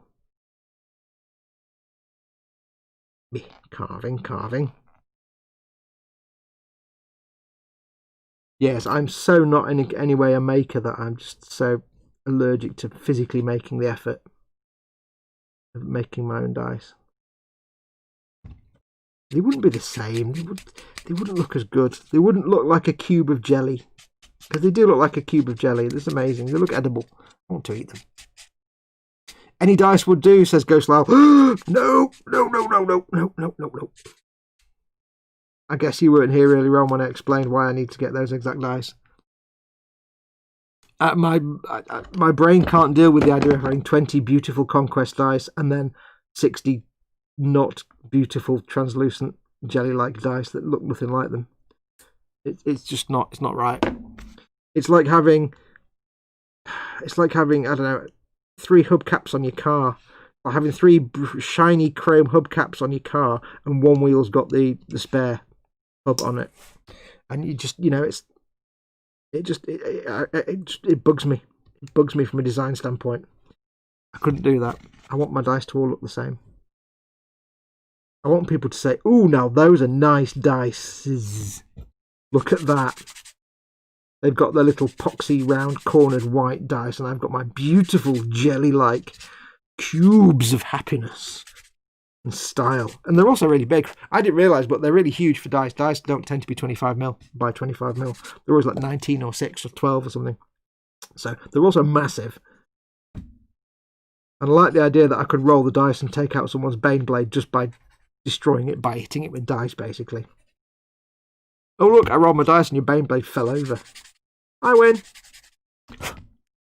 Also, if I have awesome dice, of course, it baffles the opponents and they don't realise and they don't pay attention, and then I win. Yay. I'm blinded by my dice skills, my elite dice activities. Quanoman, just spilled extra thin on my cutting mat and it's washed the print off. Yes. How long have you been watching all our content, dude, that you know to put, even if you don't have a dad device, how long have you been watching our stuff to not know that you need to apply some sort of stabilisation to bottles of paint and glue? In one ear, out the other, I don't know. Can't get the staff. Well, as Ted found out, just leave it. Don't do anything with it. Leave it. It might settle back down again, but you won't have your lines back. We've all done it. We've all spilled stuff and dropped stuff on our mats. These mats were bought because my last mat got covered. Well, no, I should tell a lie. Not this mat, not the mat before. The mat before that, I had to get rid of because half the grid came off because, again, like you, I spilled the glue. But that was because I actually picked it up. It wasn't that it wasn't in a dad device or on a holder. It's because I picked it up like that with the lid and it wasn't fully on and went ping. Oh, Gaz Vickers, thank you very much. You can have my Conquest dice if you want, says Gaz Vickers. Cool, I'll give you money for them, dude. I'll pay you for them. Thank you very much for the super chat there, Gaz. That's very kind of you. I'll happily take your Conquest dice, but I'll pay you for them. I don't want to just have them. Drop me a message on the Facebooks and we'll sort something out. I'll give you monies. I'll give you PayPal for them. You know, £1.20 or something. I'll happily give you 70p. Only joking. Yeah, drop me a message on Facebook, buddy. That'd be really nice. Lynn Dipple says, look at Gaz's comment above this one. Don't worry, Lynn. There's no way I'm going to miss a super chat in that big blue box. I know you can't see the chat because you watch it on telly, but on the actual chat, you can. It looks like that. You see that bit? That's the super chat. I can't miss it, Lynn. Don't worry. But thank you. Because you're watching on telly, you just see that, don't you? You don't see, you're just seeing that. So anyway, yeah, so I picked it up anyway, and that destroyed that mat. So my OCD was like, I can't have that being on this camera. So I replaced it with another mat. And Quanoman, I see your point and counter it with how long does it take Fox to notice I'm a moron? I never doubted it. I don't have to notice it. I've always known it. Sorry, I couldn't resist. You walked into that one. Oh, Gas said it before his super chat. Oh, cool. I didn't notice that. Oh, yeah, you put in big capitals, didn't you? Fox, why do you want so many dice? Thank you, by the way, guys. I didn't see your original comment. I'm trying to sort of catch up with the chat at the same time. Why do you want so many dice? Says David Sanderson. Surely you only need a few. Imagine you've got a dude covered in dust. Imagine you've got a dude and you have to roll a dice to. He's in his attack phase. He's going to shoot. Imagine this is a bad guy. Right. Bad guy. Other bad guy, but we'll talk about that right now. He wants to shoot him, so I have to roll a dice to say, does he hit him? Roll a dice. Yes, it's a hit. Then I have to roll that dice for him and say, is it a wound? Yeah, okay. So I have to roll a dice to see if he hits him with his weapon, with his firing. Now imagine I've got 20 of these guys. I have to roll 20 dice. Now imagine in a typical Imperial army, you've got Space Marines, you've got vehicles, but you've also got what are called blob troops, which are like your Imperial Guard. They're just grunts. They're just poorly armoured, poorly equipped minion troops, and they're designed to swarm the enemy in big numbers. They're not designed to be like Space Marines that can take a load of hits. They're like your grunt frontline troops, and you'll have 40 or 50 of them. Because if I've got like one single guardsman, he'll be dead within minutes. If I've got 50 of them, then it's harder for the enemy to take them all out at once without artillery, and they have a chance of doing damage. It's a bit like grunts in Halo. One grunt on his own is useless. I can easily kill him. But put 25 grunts in front of me and I'm a bit swamped, they could have a chance of taking me out. So if I've got like, say, 50 or 60 Imperial Guard and they're all firing at the same time, I've got to roll 50 dice. I've got to roll a dice for each of them. Not all at once. I'll do them all at once and I'll be like, right, these ones, that's, you know, the way it works is you figure out how many were hit. So if I've got 10 dudes and I roll 10 dice, and let's say it's a hit on 3, if 10 of those dice are 3 or above, then that's 10 shots and 10 hits. If 3 of the dice are 3 or above, then it's 3 shots and 3 hits. You just do it roughly like that. It's just to see, it's a yes or no binary. Is it hit or not? But if you've got 20 dudes, you have to roll 20 dice. If you've got 50 dudes. So, you know, a big army can be, You can have 20 or 30 just blob troops before you even think about vehicles and space marines. A vehicle may have 10 weapons on it, and that's 10 dice. So I want all the dice in the world, basically. The fact that I've never played a game yet ever, and I don't even have that many figures, not the point. I just want all the dice in the world. Yes, Gaz, send me a message on Facebook, dude. I will happily pay you for them. That would be very kind of you. Thank you very much. Paul Di Tomas says, Die Hard Dice website. Thank you very much. Feel free to send me links on the Facebooks or put links in the Boom Hut and at me so I can see them, because I'll never remember all this. And once the chat's gone, I'll forget it. If you're able to message me on Facebook, send me a message, or just do it at me in the Boom Hut in a post, and I'll see it. Thank you very much. But Gazzy, you're not going to play the game. Do you not want the spanky dice? You've paid for them. Anyway, yes, so first mat, I spilled glue on it, got rid of the lines. The second mat, here's a handy tip for you. The second mat I had to throw away because, you may not know this, Andy McLeish puts a super chat through. It says, "Did you do not stole, don't you do?" Thank you very much, Andy. That's very kind of you, bro. I like that. Thank you. That's a terrible Liverpool accent I tried to do there, because I forgot what the Liverpool sort of phrase for mate is. Not brew. That's like American Australian. Thank you very much, Andy. That's very, very kind of you. You're a star. Thank you very much. Gaz Vickers already said thank you, dude. Yeah, so the second one, here's a tip for you. If you're using pigments, now specifically I would say Ammo by MIG weathering pigments, but it could be any pigments. If you're using pigments, do not ever, ever, ever get them on your cutting mat, because they will not come off without something strong enough to remove them, which will also remove the lines off your mat. Don't do it. I've done it. That's why my last mat had to get. My last mat is in a corner over there somewhere. It turned into a rough paint mat because I got some pigments on there. I was like, I'll just clean them off, and it took all the So it wasn't a good time. It was not a good time. So don't get pigments on your desk. Put paper down. When you ever see me do pigments now, you'll see me put a load of paper down. Yeah, there's a reason for that. And even then, keep in mind, I could cover this entire desk with paper, and I'd take the paper off, and I'd still have pigments on the desk. They're a nightmare. I've arrived at the test of Co. They have donuts, says Model Maker Mayhem. Buy 2 boxes of Dunkin' Donuts, the 12-pack. I like the pink shiny one. I don't know why. I just like the pink shiny one. Get him a custom one. Oh yeah. 2 shots if in rapid fire, says Ghostlight. That's the other thing, yeah. Some weapons might fire more than 1 shot, which is 2 dice. I need at least 72 dice when shooting for 1 unit, says Mordraka. Exactly. You need hundreds of them. And which makes me laugh, though, when you see people playing and they've got like a little... Sometimes you get like a little box on the table where you can put the dice in and roll them, and they've got a thing about this big for dice, and I'm like, I've got like 150 dice. You need like a shoebox. I don't know. Meat Shield, says Glass. Yes, welcome Glass, by the way. Yes, Meat Shield. So your basic Imperial troops, they're just Meat Shields. They're just blob. They're called blob troops. Mordraka says, same with the contrast paints. What? That you need 72 of them. I found several websites that sell translucent dice, Fox, says Paul Di Tomaso. Are they 25 square, and do they have square corners? That's important. They could be 25 by 25. I think it's 25 by 25. And they need square corners. They must have square corners. Let me check. Let me use my eyes now. Hang on. Let me do some cool maths and measuring.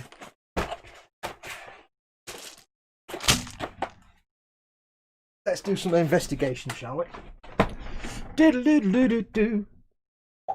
Ruler time. These are delightful dice. So that's the typical dice. And that's these dice. You see how big they are? They're not small. So, the square cornered, well, they're a little bit rounded, but they're not rounded like that nonsense. They're proper square corners, but they are.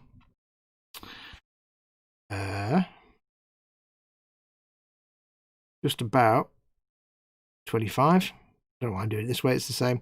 Yeah, 25 by 25. 25 squared. And the best colour of all of them is the red, because that is beautiful. Love it. Love it. So I couldn't be playing a game if I had like 20 of these dice and like 75 of these nonsense. I don't even know where those white dice came from. I can't remember. But yeah. Imagine having like 100 dice like that. Oh, beautiful. These have the same effect on me in terms of aesthetics. These have the same effect on me as a PS Vita. It's a beautiful, beautiful, beautiful thing. Unfortunately, with the PS Vita, there's a bit of a dead dodo, but it's just a thing that gives you the James May fizz, but without being a high-powered car. You get James May fizz from that. Just beautiful things they are. I shall have another investigation later on for the dice on the eBays and other sites. Thank you for those. Gaz, thank you. I'll have a look at your message in a bit when I finish the show. I will pay you for them. I won't just take them off your hands because, you know, you've paid for them in the premium packs. I'm just going to take them off you. Dakota Irish Dice have a pack of D6s that look like that. I shall investigate. Thank you very much. Again, put links in. Send me messages or put links in the boom box so I can have a chance to find them. 1 inch squared, sharp cornered dice. You want dice like they use on craps tables. Are they 1 inch? I don't know centimetres and inches. I don't do maths. I'm not a dice scientist. 1 inch. They're not 1 inch. They're like 1 inch should be that wide. 1 inch should be like a dice that big. It's huge. No, they are. I don't know. Half, 2/3 of an inch. They're just basically 25 centimetres. 25 mil by 25 mil. 2.5 centimetres by 2.5 centimetres. I don't know what it is in inches because I don't do inches. Half, I don't know, a sixth, eighth, I don't know. It's not 1968. I don't do inches. 25 centimetres squared. 25 mil. It's not centimetres. 25 mil squared. The white dice came with issue 3. Okay, well, we'll probably burn those anyway. More Draka for the staining of the mats. Oh, right. Yes. Same with the contrast paint. Yes, I can imagine. The one thing I've learned, by the way, if you need to clean your mat, here's a handy tip for you. The one thing I've found, I don't know about other mats, but these mats I've got from some place or other, I can't remember what they're called, which is no help for you guys. If you use airbrush cleaning fluid or paint thinner, the design will come off. If you use isopropyl alcohol, it doesn't. It doesn't come off. I don't know why, but if I get some IPA and a bit of tissue, I get some IPA on there. Our cloney cousins might call it rubbing alcohol. Bit of IPA on there and do that. It doesn't come off. So whenever I need to clean my mat now, I use IPA. I used to use like just thinner or, you know, whatever. To get little spots of paint. You might get a little spot of paint on there. Isopropyl alcohol gets rid of the paint, but doesn't affect the finish of your board. Great.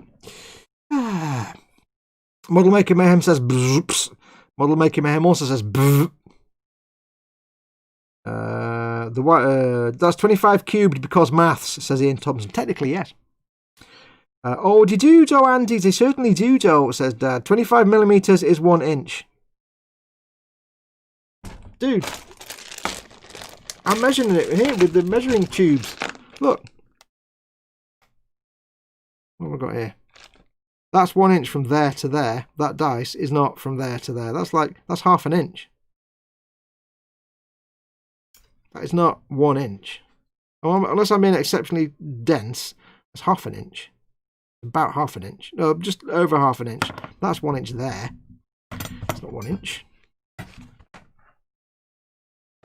See, 1 inch is from there to there. That's 2 inches.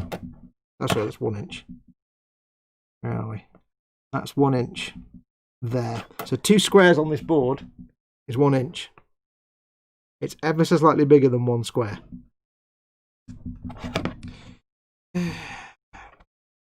Jackson Art Supplies. Yes, this board. If you're in the UK, Jackson Art Supplies. If you do YouTubing, here's a handy tip for you. All the tangents today. If you do YouTubing, I would strongly recommend you do not use a green cutting board. Because a green cutting mat will ruin your white balance and everything will look like garbage. Get yourself a light grey coloured cutting mat. I got this from Jackson Art Supplies in different sizes. It's one of the few places that do these light coloured cutting mats. Light coloured cutting mats is a nice neutral colour and means your white balance is much easier to sort out. When I'm filming, I have to set my white balance. If you've got a green mat and you get the white balance set and you're filming something dark and then you're moving something, it messes it up. Have a neutral coloured Jackson Art Supplies. There you go. .co.uk. Dice link sent. Model Making Euro. Thank you very much, Nim. 2 inches is 50 millimeters. But no, but it can't be. It is. Yeah, but 1 inch is 2.6, 2.7 centimeters is 1 inch. 2 inches is just over 50 millimeters. It just happened. It's not equally divisible though. It's like 51, 52. David Sanderson got his Winsor & Newton Series 7s from Jackson's. Jolly good. Sorry, the madness switch was flipped. We are back to your regularly scheduled mayhem. Says mayhem. Almost 1 inch. Right, I'm measuring it in cola cubes. I'm just giving up on the numbers now. I'm not doing numbers anymore because I don't like numbers. Numbers scare me. Those dice do look tasty. They are. They're just so nice. Like I said, it's like a PlayStation Vita. It's just it's beautiful to look at, and they give you a little bit of a trouser tent, maybe in your mind, not obviously literally. You don't get a trouser tent over dice, but you know they give you a little bit of they twidge that part of your brain that makes you just incredibly happy and content. I don't know why. They're ever so slightly translucent. They need a bit of a clean actually, because they've got all hand jam on them now because I'm sweating because it's warm. But that's just lime jelly. That's just lime jelly. That's just strawberry jelly or raspberry jelly. It just looks like jelly. Oh, beautiful. Oh. Nim Cinderella. I did not come here for a math lesson. I came here to watch Fox glue bits of plastic together. No, you don't come to this stream to watch me glue bits of plastic together either. What are you on about? You know how that works. I can't do measuring in inches because a bunch of ex-girlfriends conspired with the court to get an order. Yes. I can't measure in inches because I wasn't born in like 1948.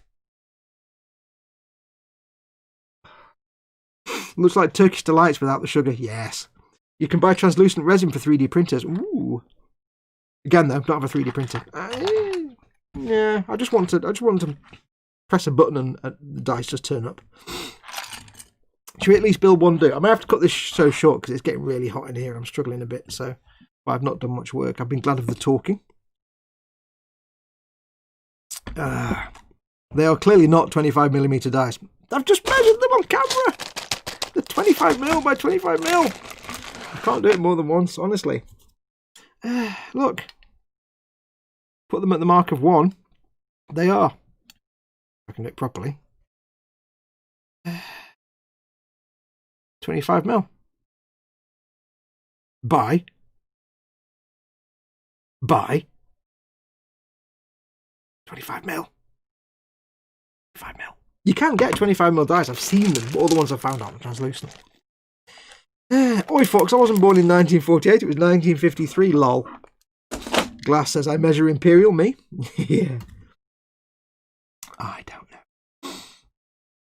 know. Primary colour dices. They are 15mm. Oh, it's not. Oh, I can't hold it up to the camera and show you the millimeters any differently. It's 25 from one side to the other. You're just trying to stress me now. You're not measuring from 0. I'm measuring from. Oh, wait a minute. Wait a minute. Am I being incredibly thick? It wouldn't be the first time. I'm just going from 1 to keep it simple. Dude, I am such an idiot. They are 15mm dice. I'm such a tool. I went from 1 because I thought it's easier to see from 1 from the start of the ruler. They're not. They're 15mm dice. I am such an absolute sponge.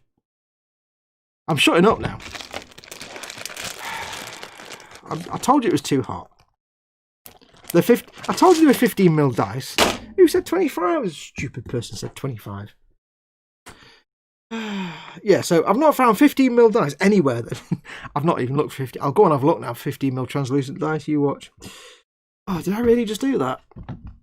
I often measure from 1 because a lot of the rulers I've got are a bit rough and battered by the end, so I never get a straight cut. So I always go from 1 because it's nice. I can line up properly. Of course, I'm just seeing that and thinking 20. Gin. I need gin. I can't get back from that, can I? There's no coming back from that. So anyway, when I did a search for 15mm dice, no, I didn't. I'm just going to glue some shit together now. Right. Blame the heat. I am blaming the heat. It's the heat, it's the warms. Measures from 0, you numpty. I normally don't bother because, like I say, often rulers up. A lot of my rulers are scrubby at the end, so I always go from 1, but I always take account of the fact I'm going from 1. I didn't take account of it at that point. I'm shutting up now. Shut up!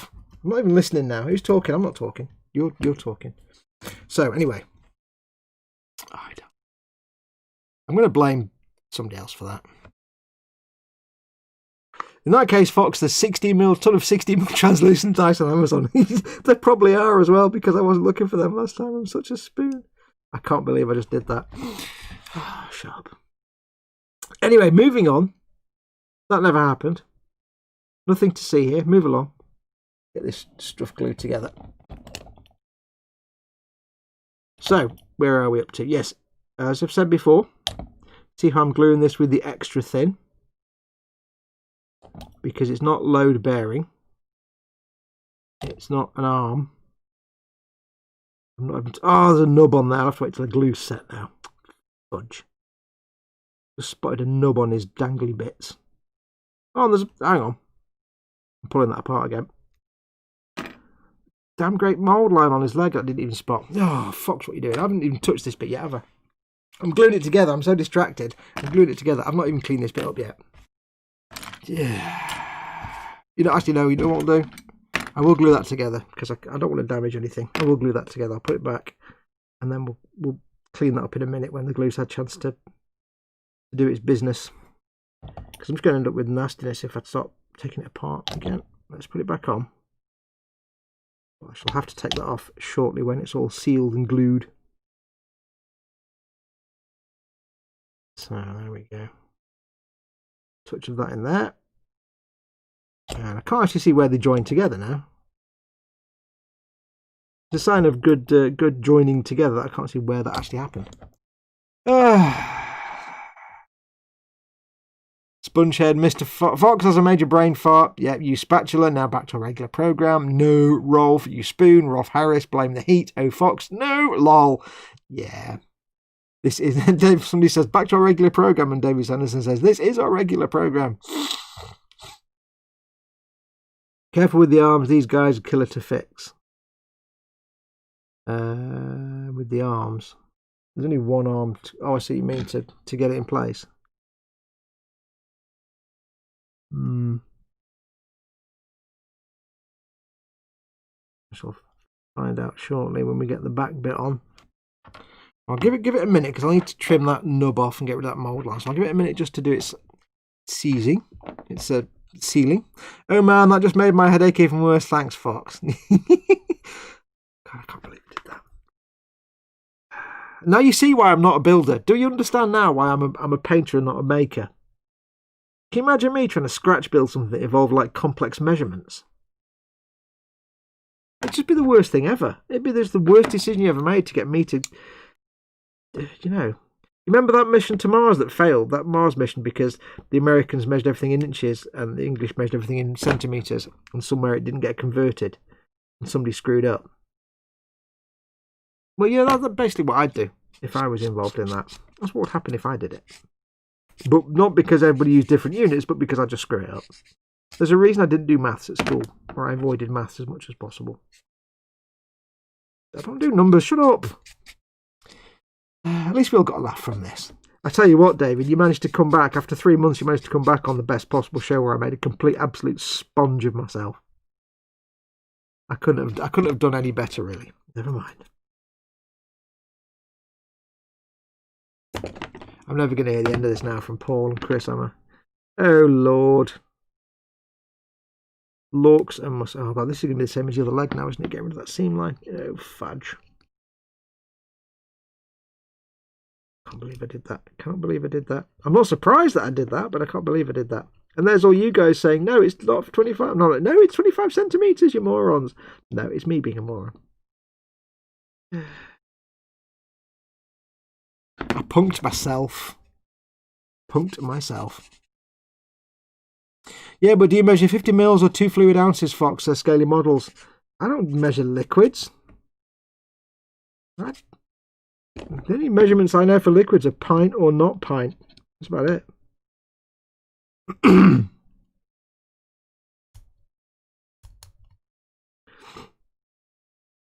think the only time I ever have to measure a liquid is when I'm making like a sauce of some sort, and it says, or you know, as I don't do cooking, but I do warming. I'm making something that's like, put this in a pan with 35 milliliters of water, then boil it. Okay, I need to measure that out.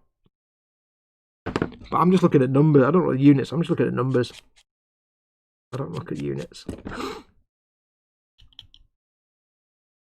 Thankfully, this seam line was a lot easier to get rid of, a mould line even, than the other one. Skullfish says, been listening and chuckling away. By Fox's measuring, I'm 6 foot 9 inches tall. Yes. Don't ever get me parking your car. Probably a bad idea.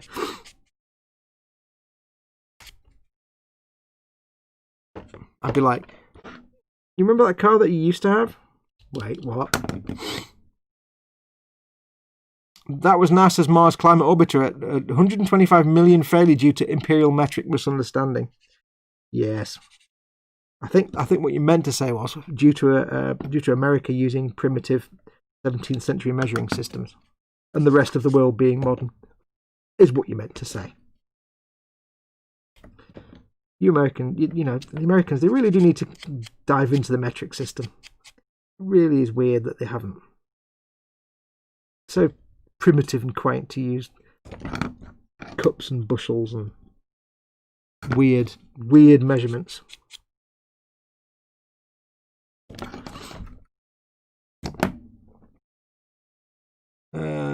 By Fox's measuring, Dave Barker is a Viking. Mayhem says he's still short. Okay, so that seam line, that mould line was a lot easier to remove than on the other leg, which was kind of handy. Thing is, I screwed up and left it on there. I've got a little bit of a nub to get off of there. So non-Napoleonic, says Glass. Having said that, though, I mean, I do take the mickey at the Americans for using like nonsense measurements, but at the same time, I'll be the first to admit that I have no concept of how far a kilometre is.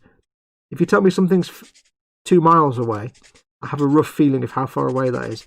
If you tell me something's 3 kilometres away, I'm like, is that like in the same country? Is that in space? Is that just over the side of the wall? I don't know how far that is. And you know, if you tell me someone's 5 foot 9, I know how big they are. If you tell me someone's, you know, 2.1 meters, I've no idea how tall that is.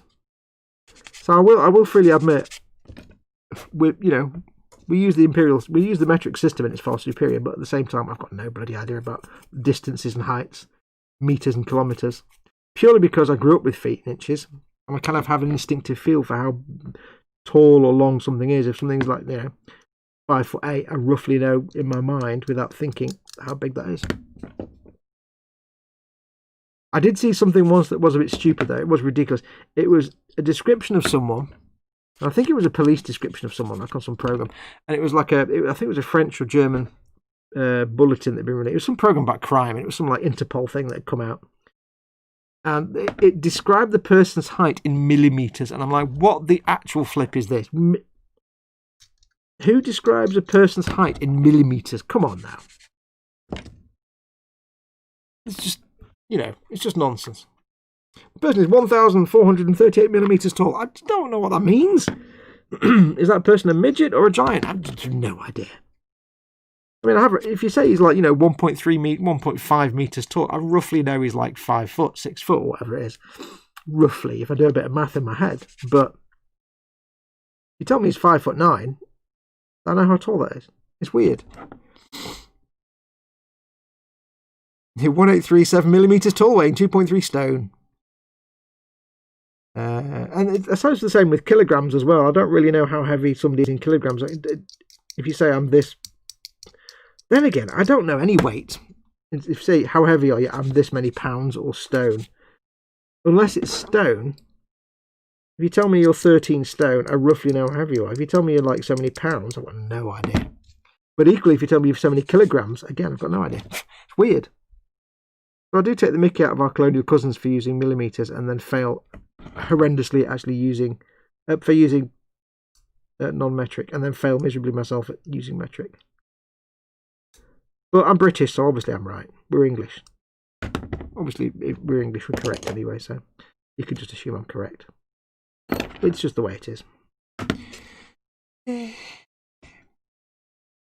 Glass says, we huge and good enough. Aye, right. Mayhem says, this is correct.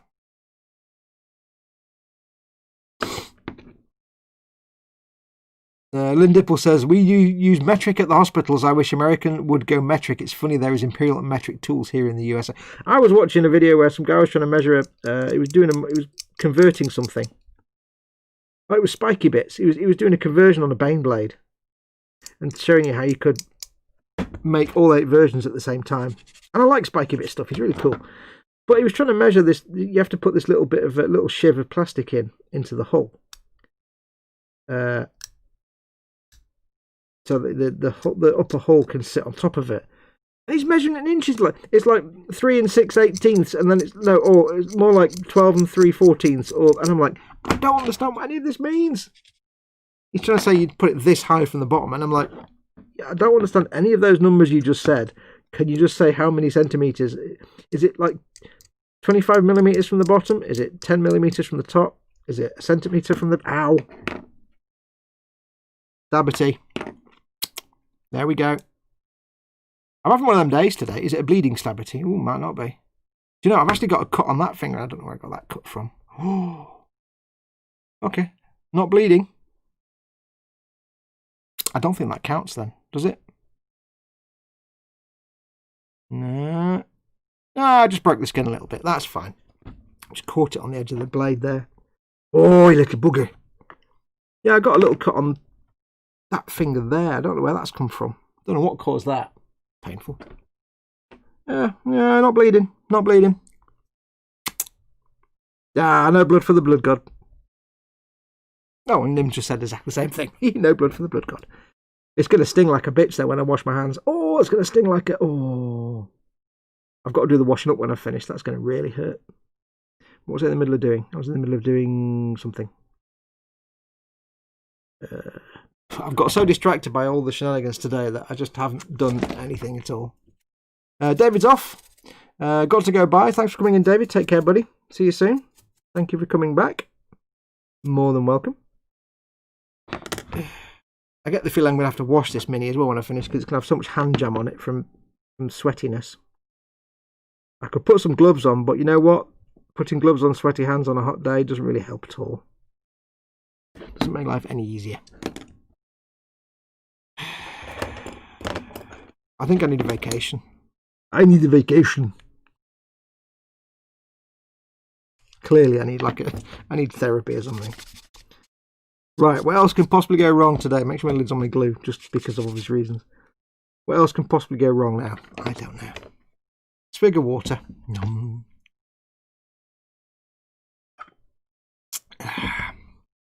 If I'd known that today was going to go like it has done, I would have just gone back to bed. It would have seemed like the more prudent thing to do. Right, so it says to insert this arm here now, but I'm not seeing a... Fox, if you squirty some of the red stuff, Dad will get sweaty palms and read you a bedtime story. I don't need the nonsense of the bedtime stories. Right, I don't see how that arm is supposed to attach. What's the pose? Oh, his arm up like that. Okay. He's got to have his arm up like that. Okay, that now makes sense. Now that makes sense now. There. And then I got it right first time, and then I can't get it right now. There you go. Right, that's in.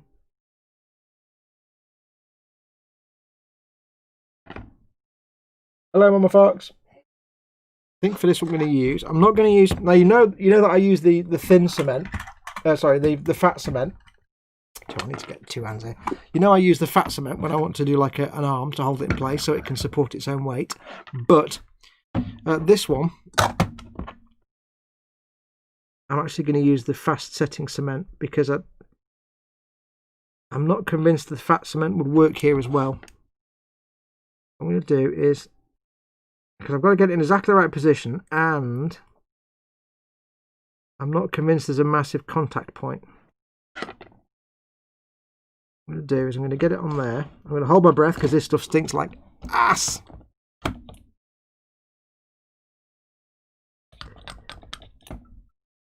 Touch it to there. Go in there. I'll just hold it for a second. And George is going to get this one and go, what the hell? It's not that bad. God, you can smell the acetone type stuff in there. It's strong as.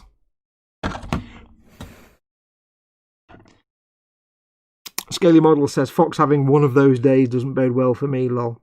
Yeah, you see that's on now. Now, often, like I say, I will use the fat cement for that. But the thing with fat cement is, as you know, it's gloopy and messy. And just from prior experience, I know that you want to use the fat cement where it's practical. Where you've got two things that are going to go together, but you know exactly how they go together, and you can just go fat cement, bleh, like that. If you've got to be farting about trying to get things to line up, or you're not quite sure how they go together, if you start using the fat cement, you're going to have cement everywhere. That's why I use that fast setting extra thin, purely because I've got to get it in the right place, and there might be some jiggling required with the fat cement. I might need to wiggle it around. It's going to make a mess. So. But again, the reason I use that, like I would use the fat cement, is because if I used extra thin on there, I'd have to sit there and hold it for 30 seconds. Otherwise, it would just fall off. So the fast setting cement worked a treat. Stinky old quick set. I'm getting used to it now, then. Edward says, acetone. Travel is dirt cheap right now, says Glass. Yes, but I wouldn't really encourage travelling anywhere, to be honest.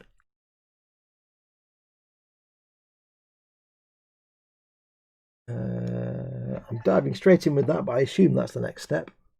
I could be wrong. Now, we do have that big line right down the middle of the pauldron there. And there's nothing to actually cover. Oh, there might be. I think this bit goes on the top. Before I glue that on, let's just see. Does this give me a get out clause? Or where around does that need to go? That way. That goes like...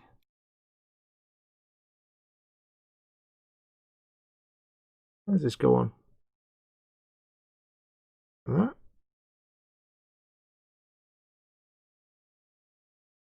Not quite, I don't understand. Oh, I see. Okay, so that's cool. So that goes on there, but that covers up the majority of that gap, that seam there. But we can still hide it. We can still cover it up. But do I want to? Can I? Now the question, of course, is: can I paint this cloak when he is on it, on his base? So he has the bigger base. I'm pretty confident I can get in there and paint the back of that cloak, because what you'd do is you'd paint the inside of the cloak. You paint the cloak first, basically. You paint the interior of the cloak at the very least first, before you paint the armour. Painting the armour, the leg armour, will be an absolute doddle because it's just colours and shades. I can get a brush in there, no problem.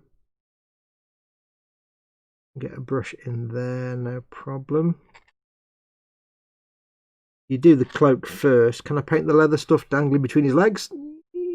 That's a challenging one. You'd have to do that as well first before you did, I think. Let's try. Could I get a paintbrush in there?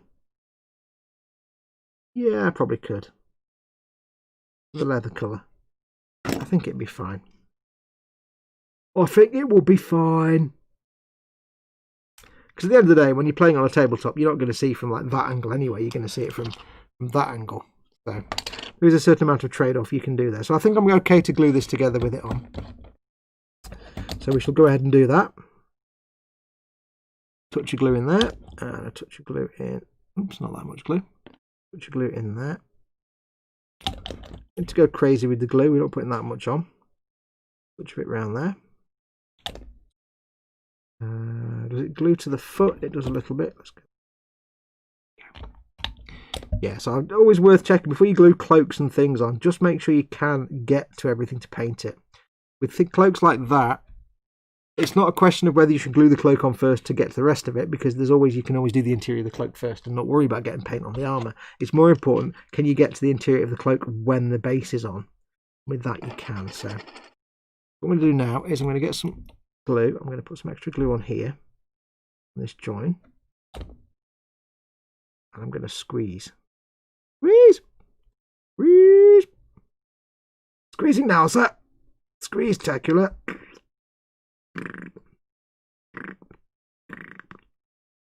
Get some glue splooging out. Splooge! Not quite as easy on that side. It doesn't quite fit together as well. We may have to use some sprue goo. Cover that, I think.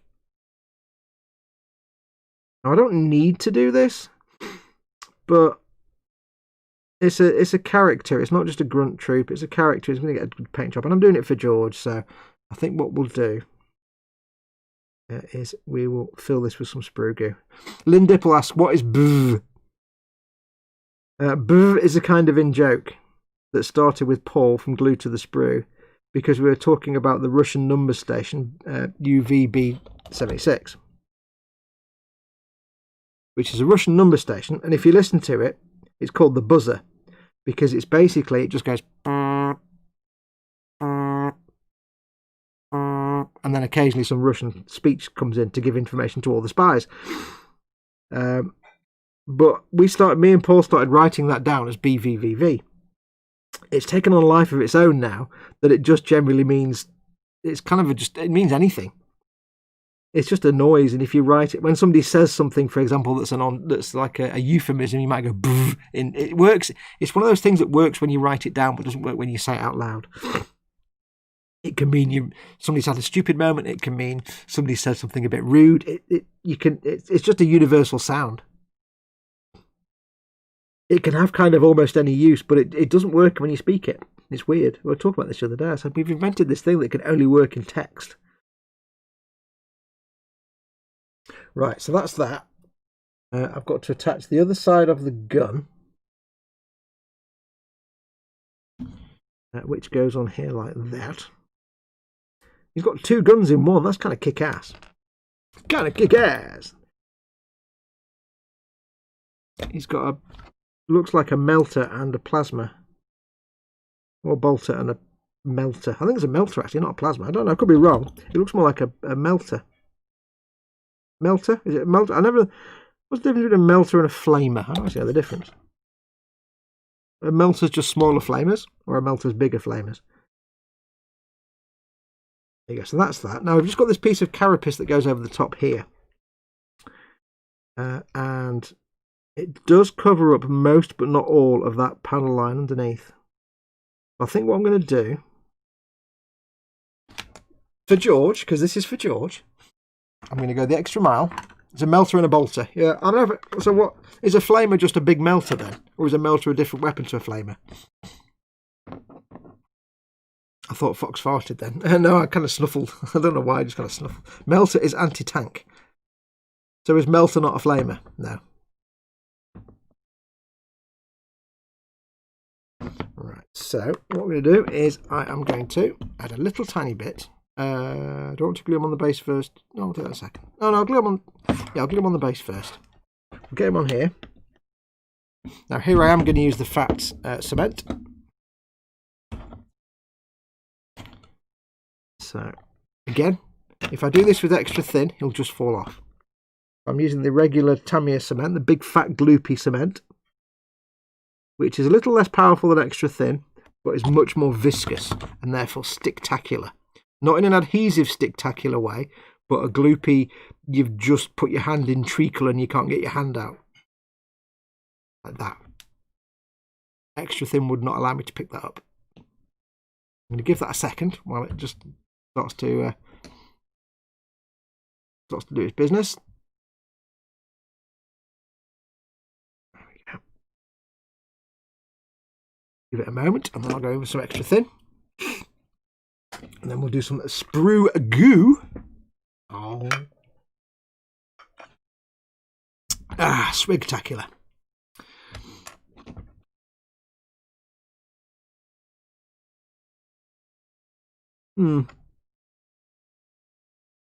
Yeah, it's challenged this little figure. I've not enjoyed building this dude. It's been fiddly. And I've also stabbed myself and made a complete spoon of myself live on telly with mathematics. But yeah, apart from that, I've not enjoyed building this figure. I can... I'm not going to put the... Oh, I need to put the drill bits away now, don't I? I shall put this little tiny drill bit in a special place. Because I'm not going to get the other figure done now. So I shall put that... I shall put it in a special place with the Games Workshop ones, because he may come in handy for small bore weapons in the future, you see. So welcome, my friend, to the Games Workshop tube of drill bits. May your stay be a happy one. Put me drill bit thing away now. Put that away up there. There you go. But right, so he's on there. I'm going to go in with the extra thin. Melter is tank kill. Okay, so Melter isn't just flame then. Melter is like a chemical weapon that melts armour. I didn't know the difference. I thought like melters and flamers were kind of the same kind of thing. The Melter is basically lava and flamer is just... I get it. So you want to use a Melter on vehicles or heavily armoured individuals. So would you use a Melter then on like Necrons because they're metal? I assume Melters would be quite good weapons to carry then. If you're going to field an army against Necrons, you want everybody to have Melters. Oh, nearly.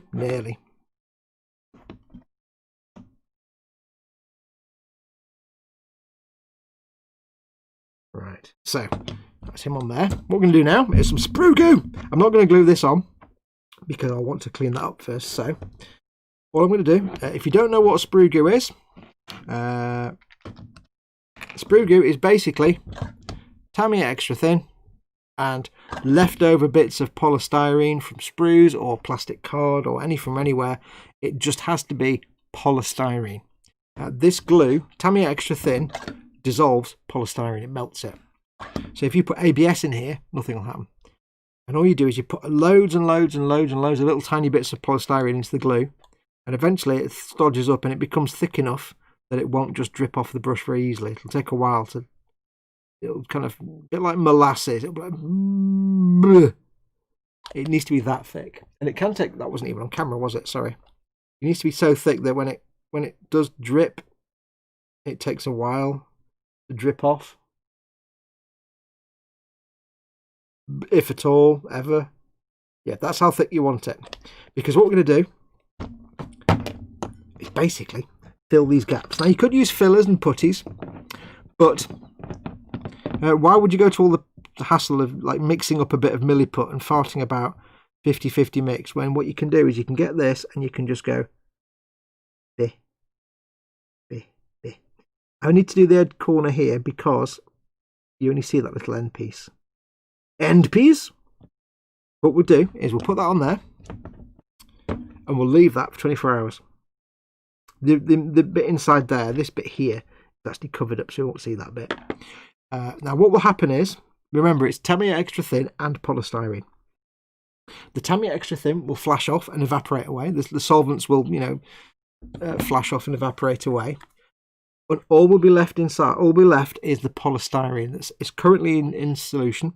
That will all just come out of the solution and it'll be left behind, filling that gap. And because it's obviously made with extra thin, it melts the plastic around where you've just filled.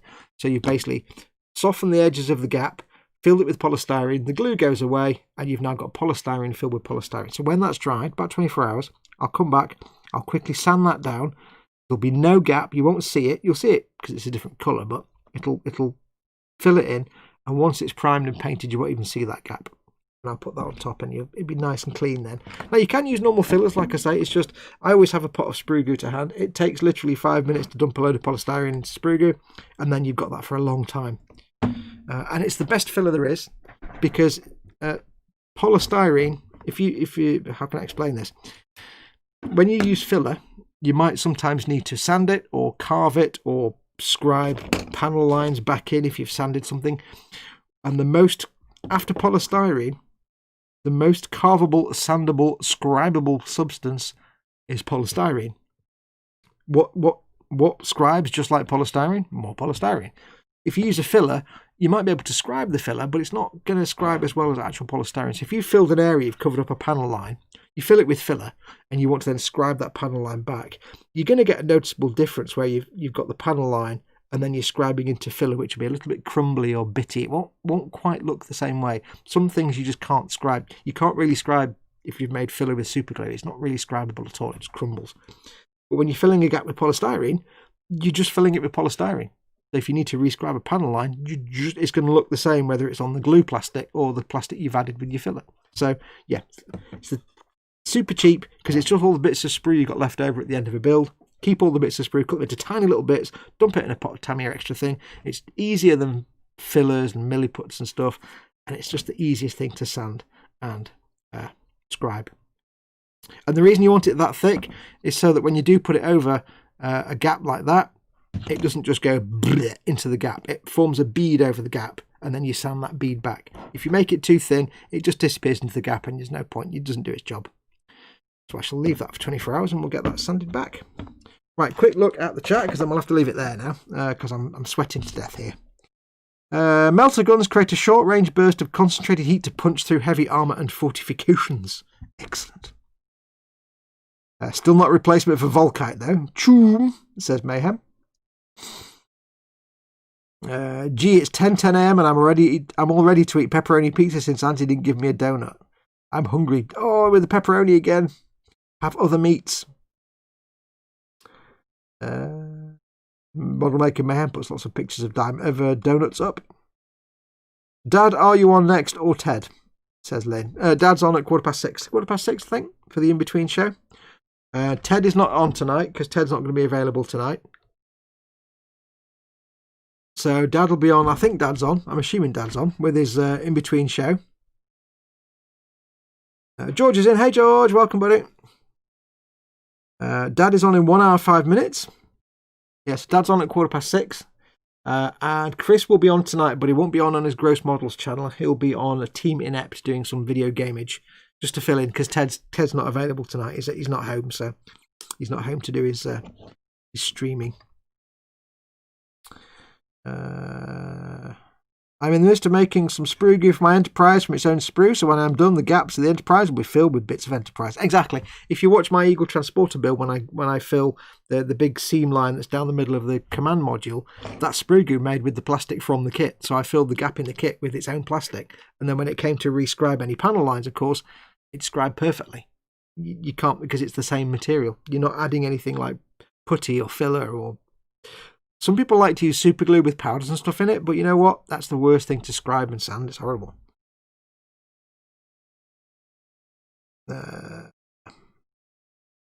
Yes, hi George. Hope you're doing well, buddy. I'm just about to finish, I'm afraid. But look, I've done some remedial work on one of your minis. I'm so dedicated to getting these to you in good condition that I've even filled in some little panel gaps that you probably won't even see when it's finished.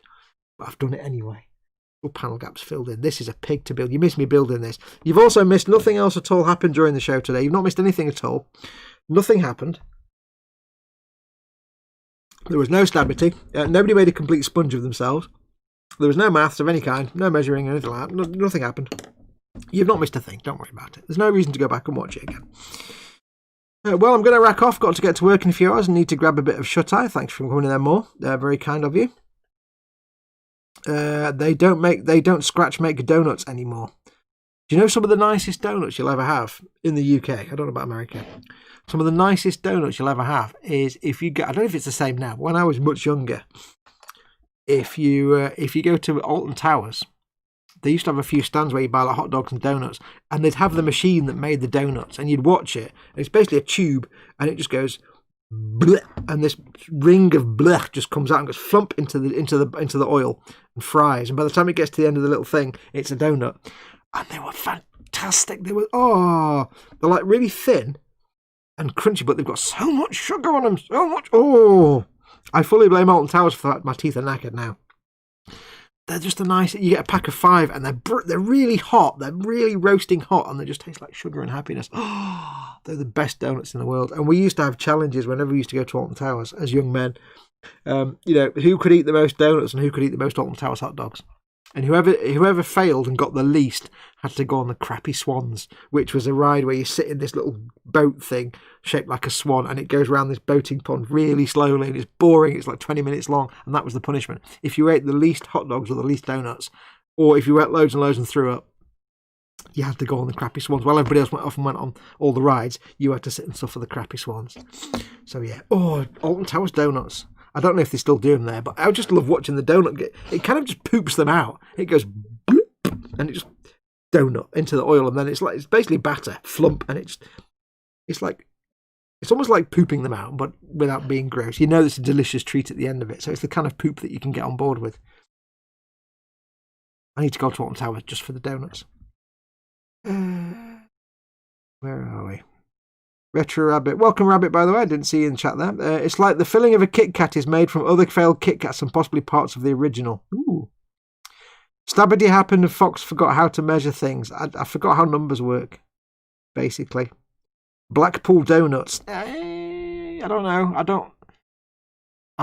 I'm not sure if I've experienced Blackpool Donuts. I probably have in my past. I've experienced Blackpool everything else. Blackpool fish and chips is some of the best. Yeah, Blackpool. Although I actually had fish and chips on. I went, for some reason, Dad says to me one day, when I was about 18 or 16, 17, about 18, 19, Dad says to me, let's go to Brighton Beach. Let's go to New Brighton. And I don't know why, but he basically took me and my mate. He drove us up to New Brighton, which in the middle of September, so it was cold, wet, windy, and obviously a dump. I don't know why. I didn't even know why we went there. And we sat on the front and had chips and fish, and it was dead nice. I don't know why we went to New Brighton. Is it New Brighton? The one near you, Dad? I don't know. Paul DiTomasa says, there's 2 shops here that still make fresh donuts every day. The Donut Shop, strangely enough, and Grandad's Donuts. Yeah, but are they searingly hot when you bite into them because they've just been pooped out by the machine? George Gabriel says, I need to go to Krispy Kreme this evening when the Hot Now sign is on. Yeah, New Brighton is brilliant now and then, and do them donuts. I said, I don't know why we went there. It was all right. It wasn't that bad, actually. I don't know why my dad took me. We just went this day trip to New Brighton for no actual reason at all. I really now want Krispy Kreme donuts, but I can't go to Tesco's and get them. I can't put Mama Fox at risk. But all I can think of now is a pack of 12 Krispy Kreme donuts. Oh, dear Lord. Oh. The only real donut shop here is Albertson's grocery store. Ooh. Donut dough, don't he, Dad? Don't he? Scaly Model says, it's all been revamped now and it's great. This was late 90s. Although Nowhere is as grim, and I have to say this, where the hell was it now? It's Nowhere is as grim, and I could have the place wrong. I think it was Aberystwyth. Was it Aberystwyth? Oh no, I'm gonna have to. Where was it? We went now. It was wasn't Aberystwyth. It was some Welsh place, and it was like a kind of beachfront thing. I think it was beach. Anyway, there was like a fun fair and stuff, and it was the whole town was like just abandoned. It was just dead.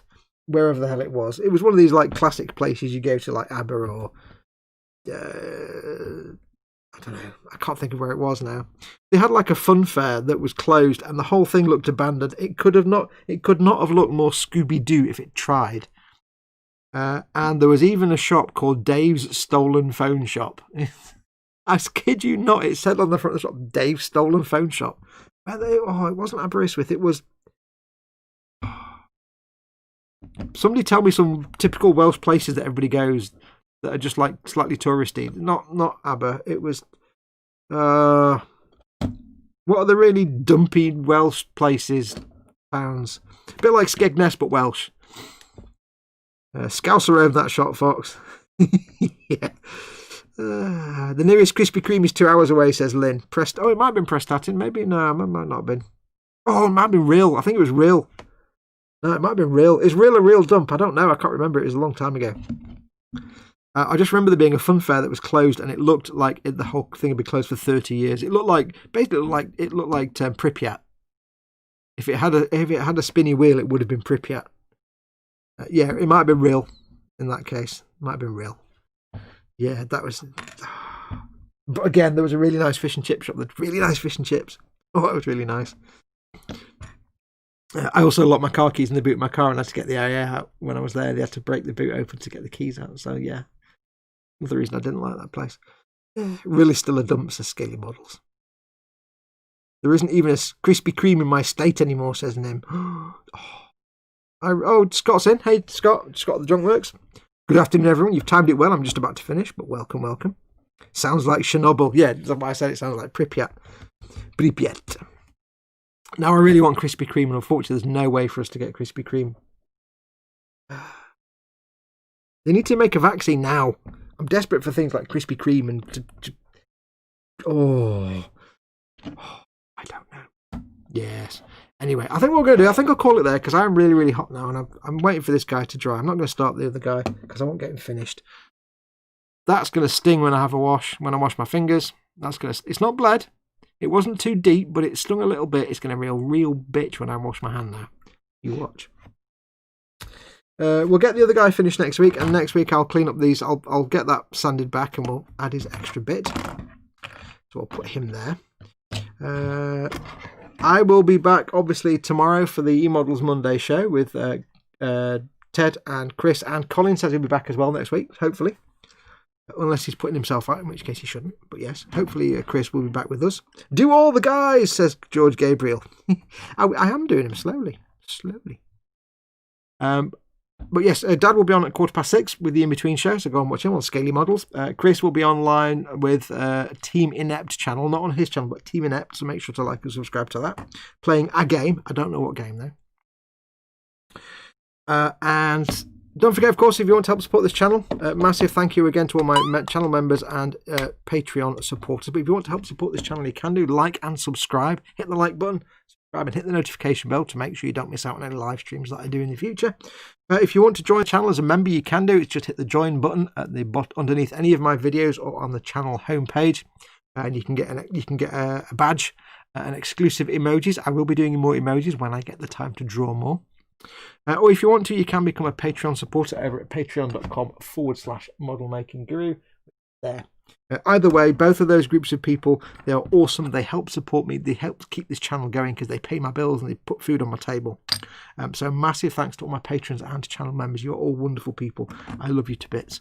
And don't forget, of course, check out all the links in the description below the video for emodels.co.uk and Goblin Gaming, my corporate supporter, and of course my Amazon store links where you can pick up all the stuff you need without spending extra, but it makes me a little bit of income. So make sure to check out those Amazon links as well. If there's something on there, if there's something you need that's not in my Amazon store, give me a shout. I can add it within seconds, so no problem. I shall now go and have a look at all those links that you sent me for dice and try and find myself some delicious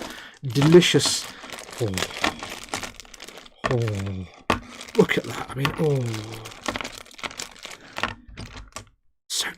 so beautiful. I need hundreds of these just to have, and I'll polish them all up and make them super shiny and then never use them.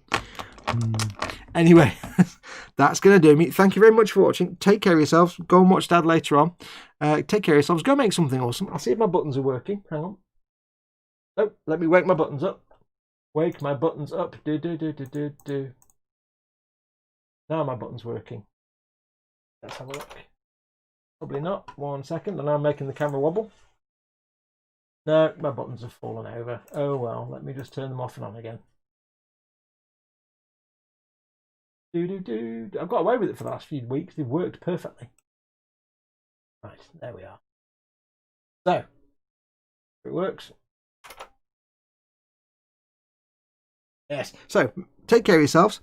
Go make something all. I'll go make sure I order some 15mm dice, not 25mm dice. Shut up. Can't believe I did that. Anyway, I'm going to go outside and sit outside because it's cooler outside than it is in here now. Take care of yourselves. Go make something awesome. Go be awesome. You there. Be awesome. And until next time, I'll say adios, amoebas.